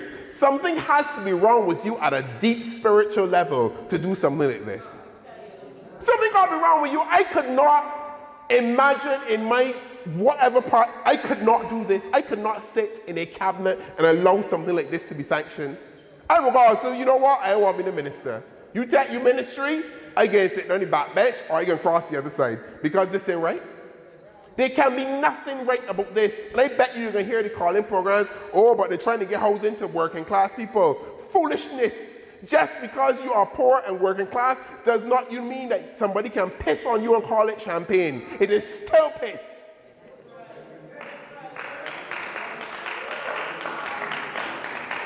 And we can do better by the working class people of this country. We can do better by the middle class people of this country because all two of them suck in the same salts right now. It don't matter if they live in the heights or if they live in the terraces or they live in the little gap. All of them suck in salts. All. So I would like them too to cast aside your fear. Cast aside what class you think you belong to. Or what color you think you is. Because you might be a little high brown. Put it aside. Get rid of the foolishness. Because we in this together. If there's one thing Prime Minister was right about, we definitely going to end this together because we all suck in salts together. She definitely get that one right. The lashes you show equal. All across the board. In this time that you recognize that, put aside the foolish titles. Ooh, you still can't buy nothing in the supermarket. I can't buy nothing in the supermarket. A doctorate don't pay for my goods. When I get from that cashier and I see $700, I'm like, Jesus, why I got in here but milk? I even didn't buy toilet paper. No, nothing yet. Literally, I'm gonna go back to wiping with a banana leaf. Because I get, you be making little jokes at these things, right? But this is seriousness. You buy a little juice, because your child wants some juice in the morning, you buy a little milk, you buy some coffee, you got a little bread or something, they take healthy, so you know you put back some of these salty foods, and you're trying to do a little something, you buy two little stalks of broccoli, and you look around and you're like, what, how much is that? And you got children, you know the children still want a little ice cream. You still got to buy little things. Don't buy food. You got a child will want certain things. That's just the reality of it. You buy 2 beers because you're still a man, but you can't go home and put 2 beers in the trolley. I ain't right, Israel. Or you buy some whiskey or rum or whatever. But you got a little something. Because when fellas come over, well, you got to open a little something. That's just, there are still certain things of the man you feel you have, there are things. And you will look in trolley and it's $700, $800, and you just don't know what to do. Turn back, put that hook some. At that point, you just be like, Lord, help me to get through this. $200 at the gas station to fill up. Easy. This is Barbados. Your titles ain't shielding you. Whether you were senior in the public service or whether you was a cleaner, all two of them are going in that supermarket together. It is time that you band together and recognize that the things that bind you are more important because you are God's children and you are human beings and you deserve better. You deserve a life that is easier and a life that is better. And that is what the Democratic Labour Party is committed to doing for you. That's just the reality. Because how else are you going to get through this? If you do not put those things aside, if we do not recognize the common humanity in all of us.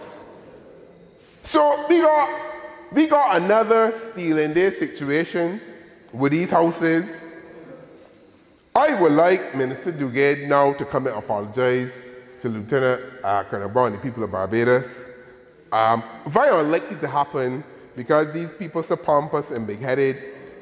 They will not do such, but we should remember, as a friend of mine said, you just keep receipts. And when you keep the receipts, I will hope when you go into the polling station that day, you remember what he did. $29 million.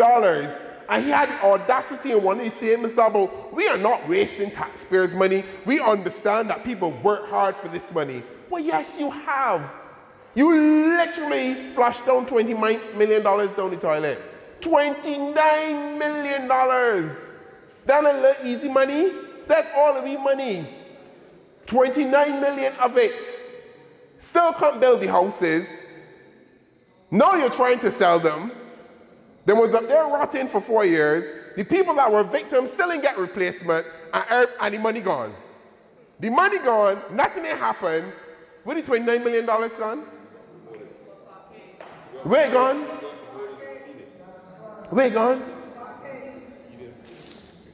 You know,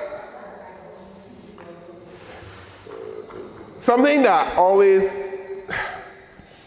it's very interesting. Prime Minister get and said, I'm about focusing on Prime Minister, because people, when you think you talk with the Prime Minister, they gain your audience, they gain a wind up audience. The reality is she's the Prime Minister of the country. If I was Prime Minister, they can call my name too. Who else you gonna call? Who else leading the ship? Santia don't lead the ship. Kerry don't lead the ship. Duguay definitely don't lead the ship. Who else leading the ship? Who's the elder affairs one? Kirk. He trying to pretend to lead the ship. All of them, useless bunch. So you get the Prime Minister come and say, you know, the Integrity Commission cannot be set up because it's taken a while and we got to find people to put on the Integrity Commission and all these things, etc., etc. Well, Prime Minister, you know what? You got people in this room. Last when I checked, ADRIEL BRATHWAITE was a lawyer with over 10 years experience. He said he got 10. Last when I checked, I was over a lawyer here with 10 years experience. I swear that we got accountants about the place with over 10 years experience. So if you're looking for some people and you can't find them, let me help you out. I will give you some names for the 6 commissioners because you're struggling. Because I would like the commission set up like yesterday. So when you're ready to consult, because the legislation says you consult the Prime Minister, the leader of the opposition, if you're serious about democracy, I'm ready to consult. Let me consult, because I got my 6 names already.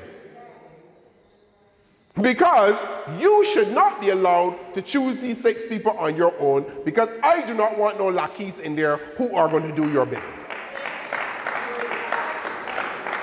If we're serious about integrity and we are serious about stamping out corruption, do this properly. Because the reality is the Democratic Labour Party is the opposition party of this country. That is it. Plain and simple. We ain't playing roadside parliament because we ain't on the streets. We're the real deal in here. That is what this party does. This is a machine. You see how we just went through that legislation? That is how you do it. That is how you just do politics. That is how you do growing up, respectful, analytical politics. Facts, not innuendo. I ain't calling the boy. All this is truth. Real truth. Tell Duguay that I tell lies. Tell him come and say I tell lies. I tell the lies. These are factual situations. That is how you do grown-up politics. Not shouting at people and calling them names and innuendo and no, those days are also over. So if the Prime Minister wants to do grown-up politics and she does not know how to do it because she might got 29 points, she said that holding she back, I am ready to do it. You can use me as your shield, Prime Minister. You can say, well, you know how you behave, I had to do it. That's all right. I will be the grown-up in the room. Because it does not seem in the Barbadian politics that there are any grown-ups left in this situation. It does not seem like we have people who understand it is for others, not self. It is not about self-promotion and every night hollering about the place, talking foolishness. It is not for self-promotion. Every night now you call up people about a march. To do what? To tell me speak my mind. It is not about sending around voice notes of foolishness. That is not grown-up politics. If they want lecture, they would get them some. Because it is time that we draw a line in this country It is time that we understand that each of us are somebody. And let me tell anybody coming into the Democratic Labour Party or anybody coming around me, I will not tolerate disrespect. I will not tolerate anybody shouting, talking down, or trying to belittle me because they think that I grew up on a pit toilet from basketball. You mind yourself and go to somebody else.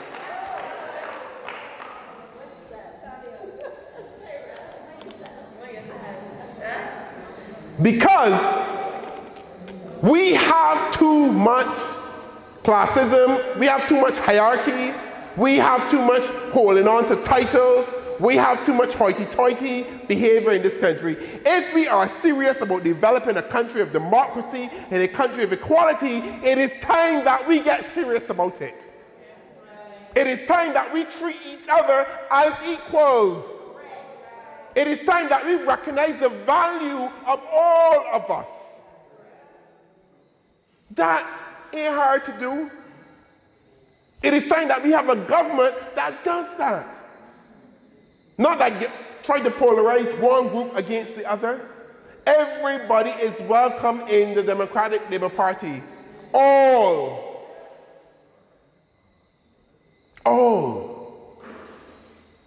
And we will stamp out corruption. I know it can be hard. It's a big culture change. And I know some of my same people, man, Prime Minister, man, well, no. Simple. It can happen. If we want change, we have to do it. Otherwise, this thing can stop. You ain't got the country. Look at the roads. Look at that Highway 1. That road just get due. All what's it called him? The little holes sinking in. The manholes sinking in. All the potholes on the road. And we spend millions on that road. It had cost overruns, delays, inconveniences. Then we just do the one here on the East Coast. Who does build a road without guttering? Where the water can go? This is basic stuff. 2024, the Romans used to build roads. You got to put drainage. What I don't understand? Where you think that East Coast road ain't gonna be, that can be gone now because there is no natural, they dig up all the natural verge that had the grass and put down concrete. Where the water can go? Who do that? And then I get people that say, man, you know, it's the contractors and, you know, can you blame a government for roads? Yes, you can. Not just because they blame the DLP for everything. I swear if Jesus had come back, they would have blamed the DLP for a forced return. I was like, but he didn't meant to come yet. Boy, he here. So, of course the government has to take responsibility for roads. Because it is our money. We have to find a more permanent and lasting solution to better roads in Barbados. And I commit to finding that. It may cost us some money at the beginning, but we can do it. Stop digging up, put in a little top Barbara Green, paving the road just before elections, a smooth ride for about 2 weeks, and then it fall in. And we're back to spend another $20 million. Literally, we are throwing money in the ground.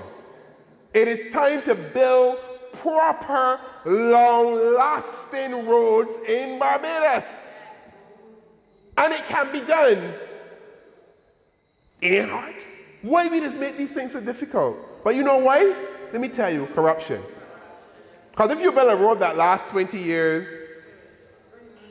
or about 15, they in a contract, you ain't need to pay for it over every 2 years or every 3 years. You ain't got to import nothing because the road's solid. But if you build it and it ain't really doing nothing, of course you got to do it over again. And you got to do it over every few years. That's going in somebody's pocket. And if we are serious about implementing the integrity in public life legislation, we have to recognize, and I put in the Democratic Labour Party a warning too. because I can proclaim the legislation here. Don't get tired. Do not get mixed up to think that I can get the legislation again proclaimed. So all of them warning, because we have to be cleaner than clean. Because if you really go dig in this legislation, right, the demands of this legislation and the bar that you have to reach is serious, you know. You can't sit on the boards no more and get government contracts, because that's a conflict of interest, either perceived or real. Even if in an actual conflict, the legislation speaks to the perception of corruption. That's how deep this, that's their own law. They designed this and not frightened. That's why they ain't being proclaimed. None of the foolishness, but they can't find a commission because the bar is so high. It is too high for them. But if you go out by one naked departure go, well, it ain't too high for me. Because you say I above the bar. You tell me that I above the bar. Squeaky clean. Here are words. Just up the road from, down the road from here, the Hillcrest Community Center. Our homes at the waste. Because who can put a community center in Bathsheba at that place?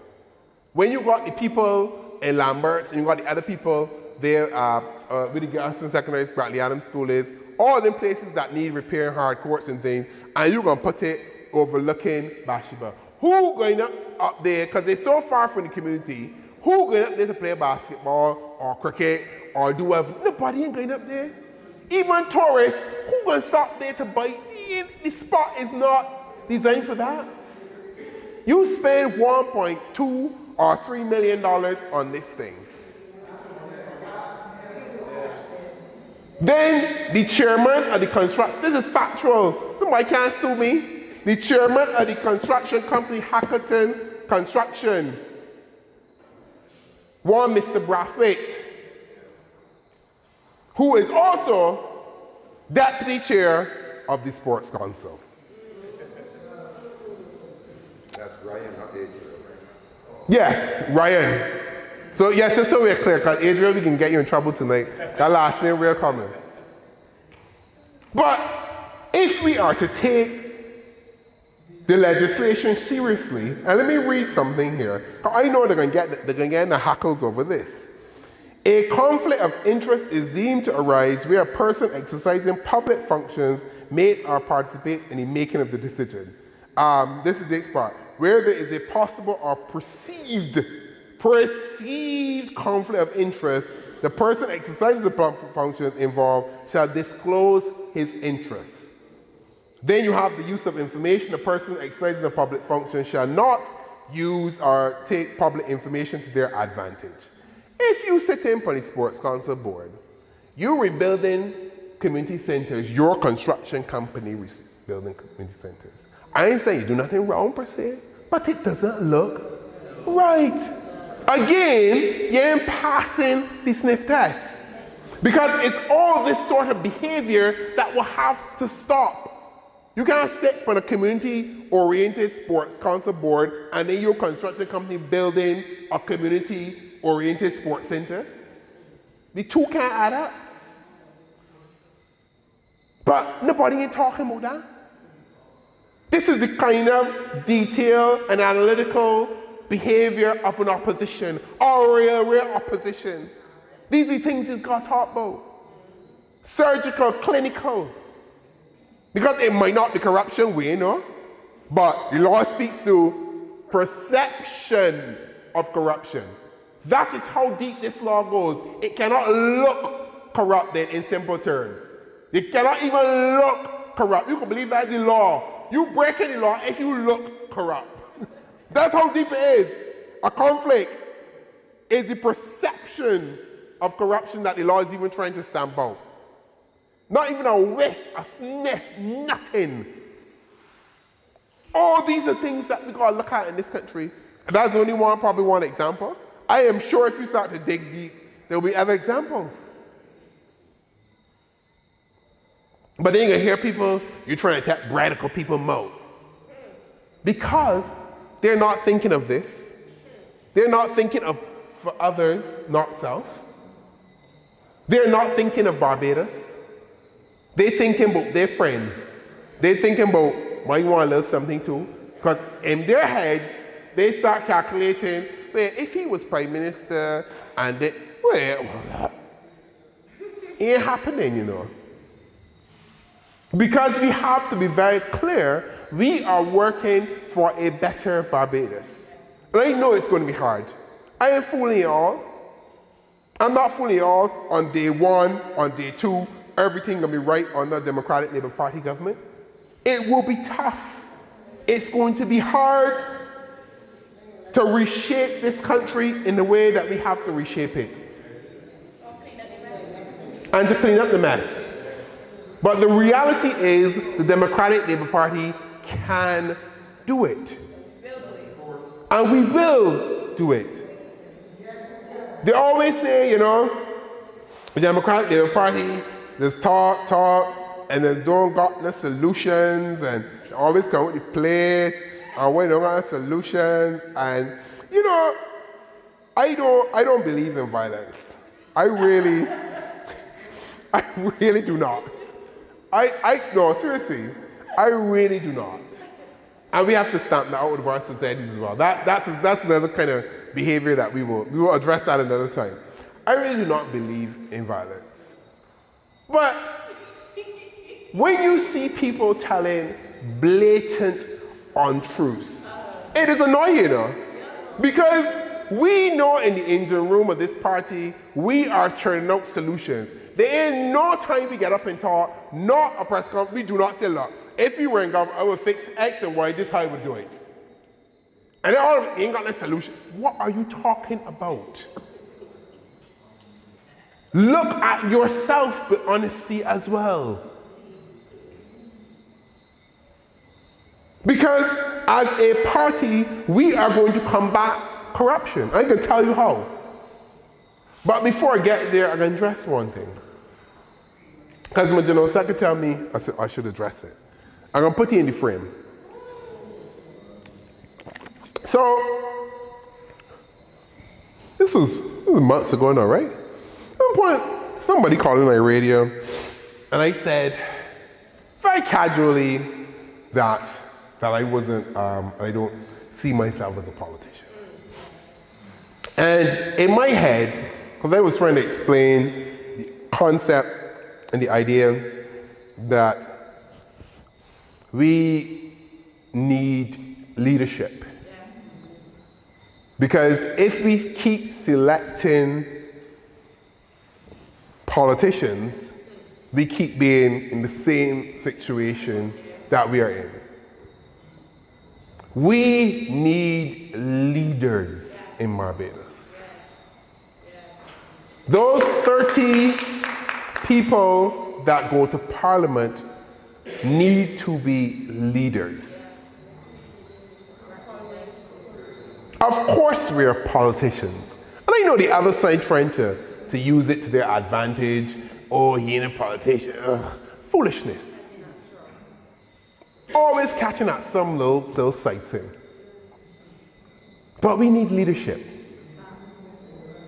If we are the Christian society that we like to claim that we are, the Bible speaks of leaders.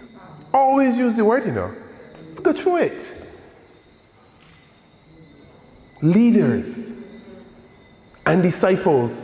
These are saying called politicians. He called fishermen. He called disciples. He called people that will build the new church. What I am calling for in Barbados, I am calling for leaders to come, throw down your load, and follow the Democratic Labour Party as we build the new Barbados. That is what we require in this country. If I want politicians, I could pick them up a dime and a dozen out of a gutter. I could go in that gutter right now and find as many of them as I want. If I ain't gonna look for, I could just go to Parliament.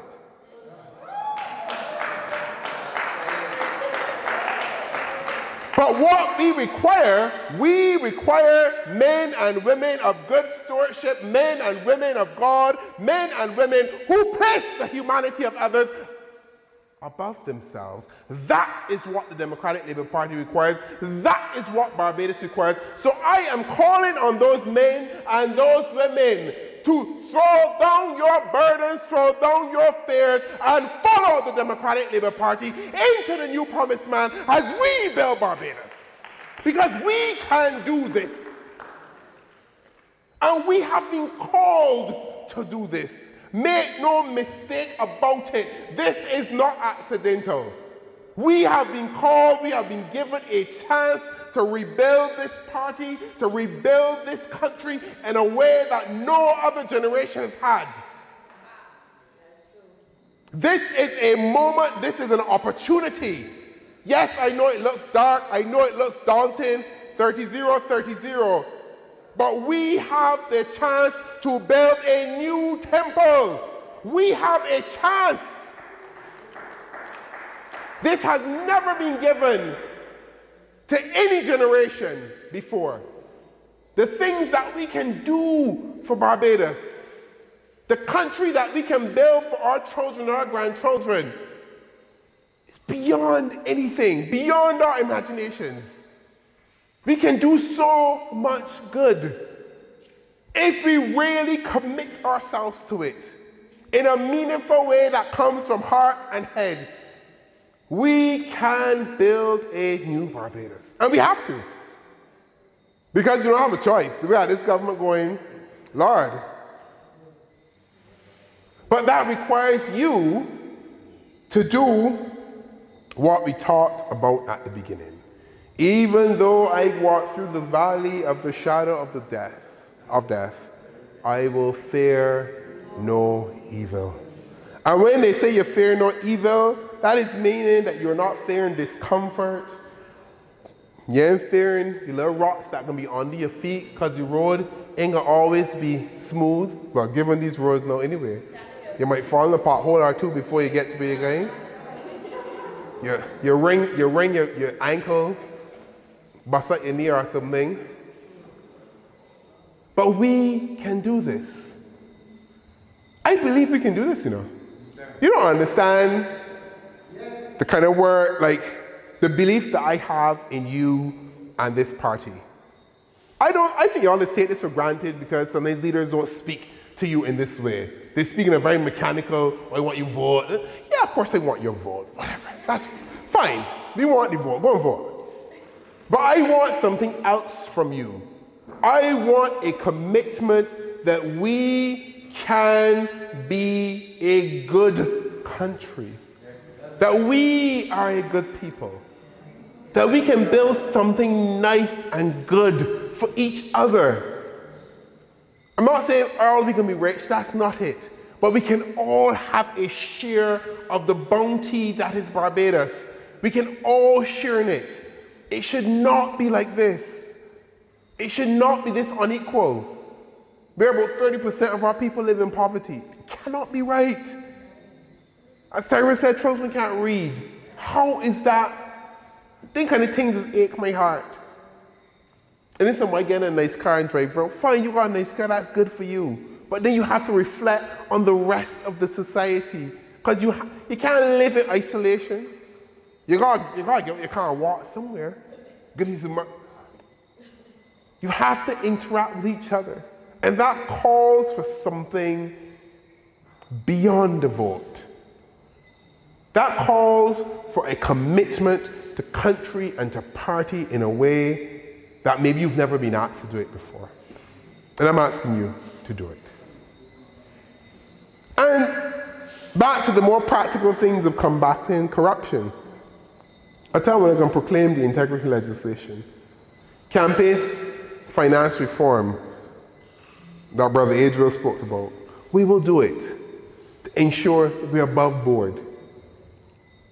Because you can't get one party that got millions and millions and millions and throwing it about the place.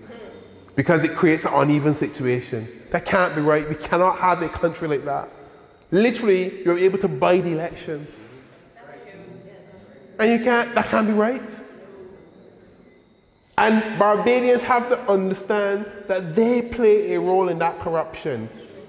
I know my team will say you don't tell the people them kind of things, but yes, you're to blame. Because when you take the $400 and the TV and they love 500, because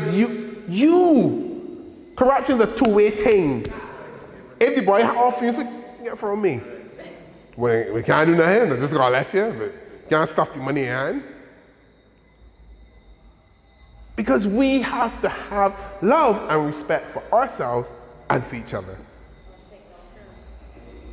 And think about the country, the whole country that you have to live in, with all the other people you're gonna live in. I ain't wanna live nowhere else. I like Barbados bad. I come back to Barbados. I made a conscious choice because I was like, my country deserves my youthfulness. I am not coming back. Other people can make a decision. I'm not envying them. I'm not talking about something. Yes, you can come back 60 and 65 and 70. But my decision in my heart and my head was like, Barbados needs some of your youth and energy. It gave you something. Why are you giving it to somebody else's country? It needs part of it. I know ADRIEL had made that decision.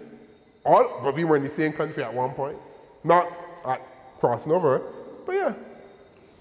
A lot of us made that decision for our country because we think this is a beautiful place that deserves a chance to succeed. And how do we help it to succeed? Stamping out corruption, proclaiming the integrity legislation, campaign finance reform, and importantly, publishing a list of all who receive government money. Why is that a secret? That people get government contract. It's your money. I should know who get the contract to build the road, how much, and what are the terms when they don't do it properly, how we gonna recoup the money or we gonna get them to do it over. All of them is things that should be in there. We need government lawyers. Exactly. You got a road and 3 years it back on the thing and we gonna pay you again. No, we should be paying them money. That contract needs clauses. You are going to do that over. Those are the kind of things that them in Parliament should be bothering about. No, them bothering about hiring funeral criers. Because they may want to go to the funeral themselves. Because they do not want to experience the real pain of grieving with a family. Because I just tell you it is be hard. But no, they want to hire somebody to carry their pain. And then you want to come and promote yourself as a leader of men and women? No, you are not. You're not worth the paper that your name is written on. Not right. And the other thing that we're going to do, we are going to prosecute those who break the law. The cases are going to be closed. Cases are going to be open.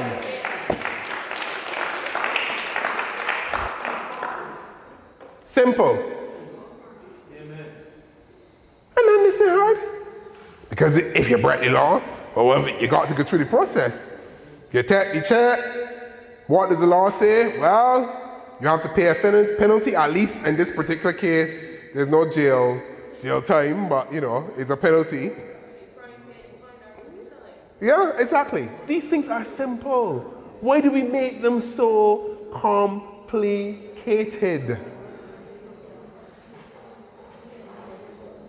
I'm going to finish now. And I just want to share a little, let me see if I can find it. It was something that I wrote. So this week, as I said, I've been in church a lot this week for various reasons. And one of the messages that came through, and I just want to leave this with you. You don't have to be Christian to appreciate it because this is a universal type message. And it goes, let not your heart be troubled. And the priest talks about the fact, he talked about the thing, says, when, as a real nerd, I actually take notes. You know, all people online the Bible and writing. I used to think, why are they doing that? But I used to do it, so I got my phone and I used to be taking notes online. And I had this part, he says, when adversity comes, we are tempted to doubt God and even his fairness. And it talks about the word trust by definition, speaks to reliability in your words. And having faith is to have trust, and the idea is to know that God has your back. I'm not promoting the Democratic Labour Party as a god or anything. That's not it. But I want to bring trust back into public life, so that when I say something, that I mean what I say, and I will deliver on what I say. And if there's a problem with me delivering, I will come and I will explain to you why I'm being unable to do what I'm unable to do. I will not hide from you. I will not answer the phone. I ain't gonna duck down when I see you come around the corner, sneak into the shop, turn my back on you. No. Because there has to be trust in our public life again. We have to have trust. And trust by definition, and this is something that the priest talked about this week, trust by definition means reliability on my word. So if I say it is so, therefore it is so. And that is gone from public life. Because people always expect you, and politicians, for those who like the term, to tell lies. They expect you not to be able to stand by your word. And that cannot be right. Because that destroys the system. That destroys everything that we're trying to work towards. So, I know, and I'm speaking to Democratic Labour Party supporters, I'm speaking to the country. I know sometimes that you will not always get the way that we're plotting forward for you.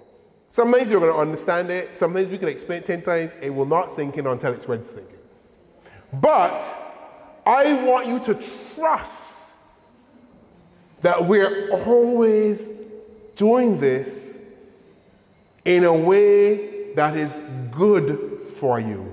That we are genuinely, and TYRA spoke to it, we are genuinely on your side.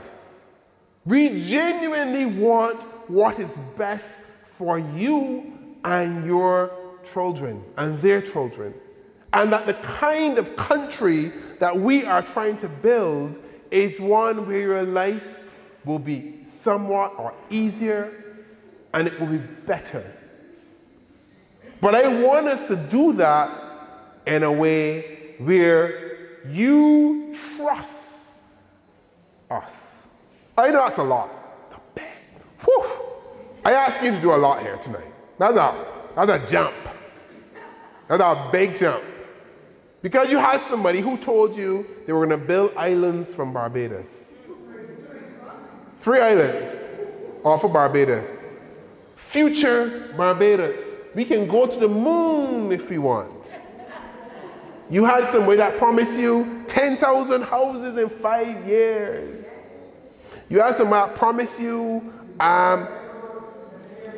what was your promise? I can build 12 mini stadiums. I can rebuild every school. I can create a sovereign wealth fund and pay every Barbadian dividend. I can cut the VAT. On and on and on. And I know it has hurt your trust because now you believe we are all the same. I'm here to tell you we are not all the same.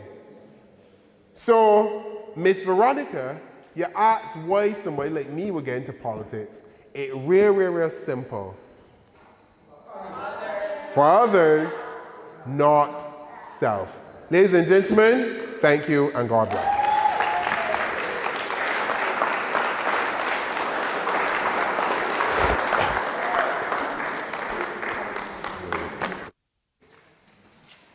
Well, I can't wait to see news reports tomorrow. So much. So much. But all relevant and all worth listening to. Some of you here tonight have never heard the leader of the DLP speak. I know that for a fact. But I hope that you now understand the leader that we have, the type of leader who we have in charge of this party right now. You heard commitment. you heard commitment. You felt passion. You heard a vision that this leader has for Barbados, not just the party, for this country. A vision you have not heard articulated before. It's not a vision about being the most developed country and having cities and islands off the country and all kinds of pie in the sky. I don't use that word, TYRA, on the platform. All of these pie in the sky ideas. He has a very real vision of our country becoming what it should be and going back to how it was. A country of integrity, of leaders of integrity, leaders who are committed to developing our people. Honest leaders who are not like the carpetbaggers. I remember when I first used that terminology to it, people got very offended. But St. Andrew and St. Joseph in particular suffered greatly from politicians who were carpetbaggers. They came, they saw, they took, and they left. And they didn't leave the constituencies better than they found them.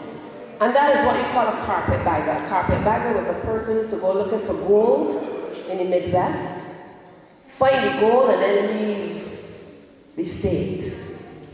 And obviously leave the state worse than they found it. They were only interested in self, not others. We now have an opportunity to elect persons who care about the people that they choose to represent, and you have it in our leader, DR.RONNE YEARWOOD. I would like to thank you for choosing St. Andrew as your first meeting for 2024. It was a refreshing meeting. We had refreshing ideas. We had visions outlined that we need to share with the rest of the constituency and the rest of Barbados. We have now to understand the DLP is on a different trajectory, a more positive trajectory in the 21st century, because Barbados is at a stage where we need a fresh approach to politics, a fresh approach to leadership. It's going to be hard for some of us who have been so disappointed to accept, but I ask you to take that leap of faith with the Democratic Labour Party. Give us the chance to show you that we can be better, we can be different, and we can make Barbados a better place, because we are really and truly not in a good place today. So the only way forward is up. And the only institution capable of taking us there is the D. Yes, who said it for me? The DLP. And talking about freshness, I just wanted to let you know in this constituency, as you know in the DLP, after an election, all seats are declared vacant. So there are no candidates. And I would like to let you know that already we have someone who has written in from St. Andrew, who has written in to the party with the intent of winning the nomination to represent this constituency. Now, I don't know if I should call the name. No. So I will not call the name. But I'm sure you will see him. He'll be out there knocking on doors, because it is not about anointing. The DLP is not going forward anointing individuals. You have to work to show that you are worthy of representing. Get up there on the streets, all of those who are worthy or willing to represent, and knock on some doors and let the people see your face, let the people understand who you are, so that when it gets to the branch, they cannot tell you no, because they know you, they've seen you, and they see what you're capable of doing. You will not be anointed as a candidate in St. Andrew, and I don't think in any other constituency. Every person who wants to represent this party has to show their worth. And then the branch will decide. So already we have someone looking to serve St. Andrew, and I am pleased to say that because the slate is clean now. And we will choose the best person. May the best man or woman win. Get up there and do your work. But I'm pleased to say that already St. Andrew has its persons coming forward. The General Secretary has already told Barbados that we have letters in place for other constituencies, and other constituencies have people who are working. So St. Andrew, you will see other people working as well.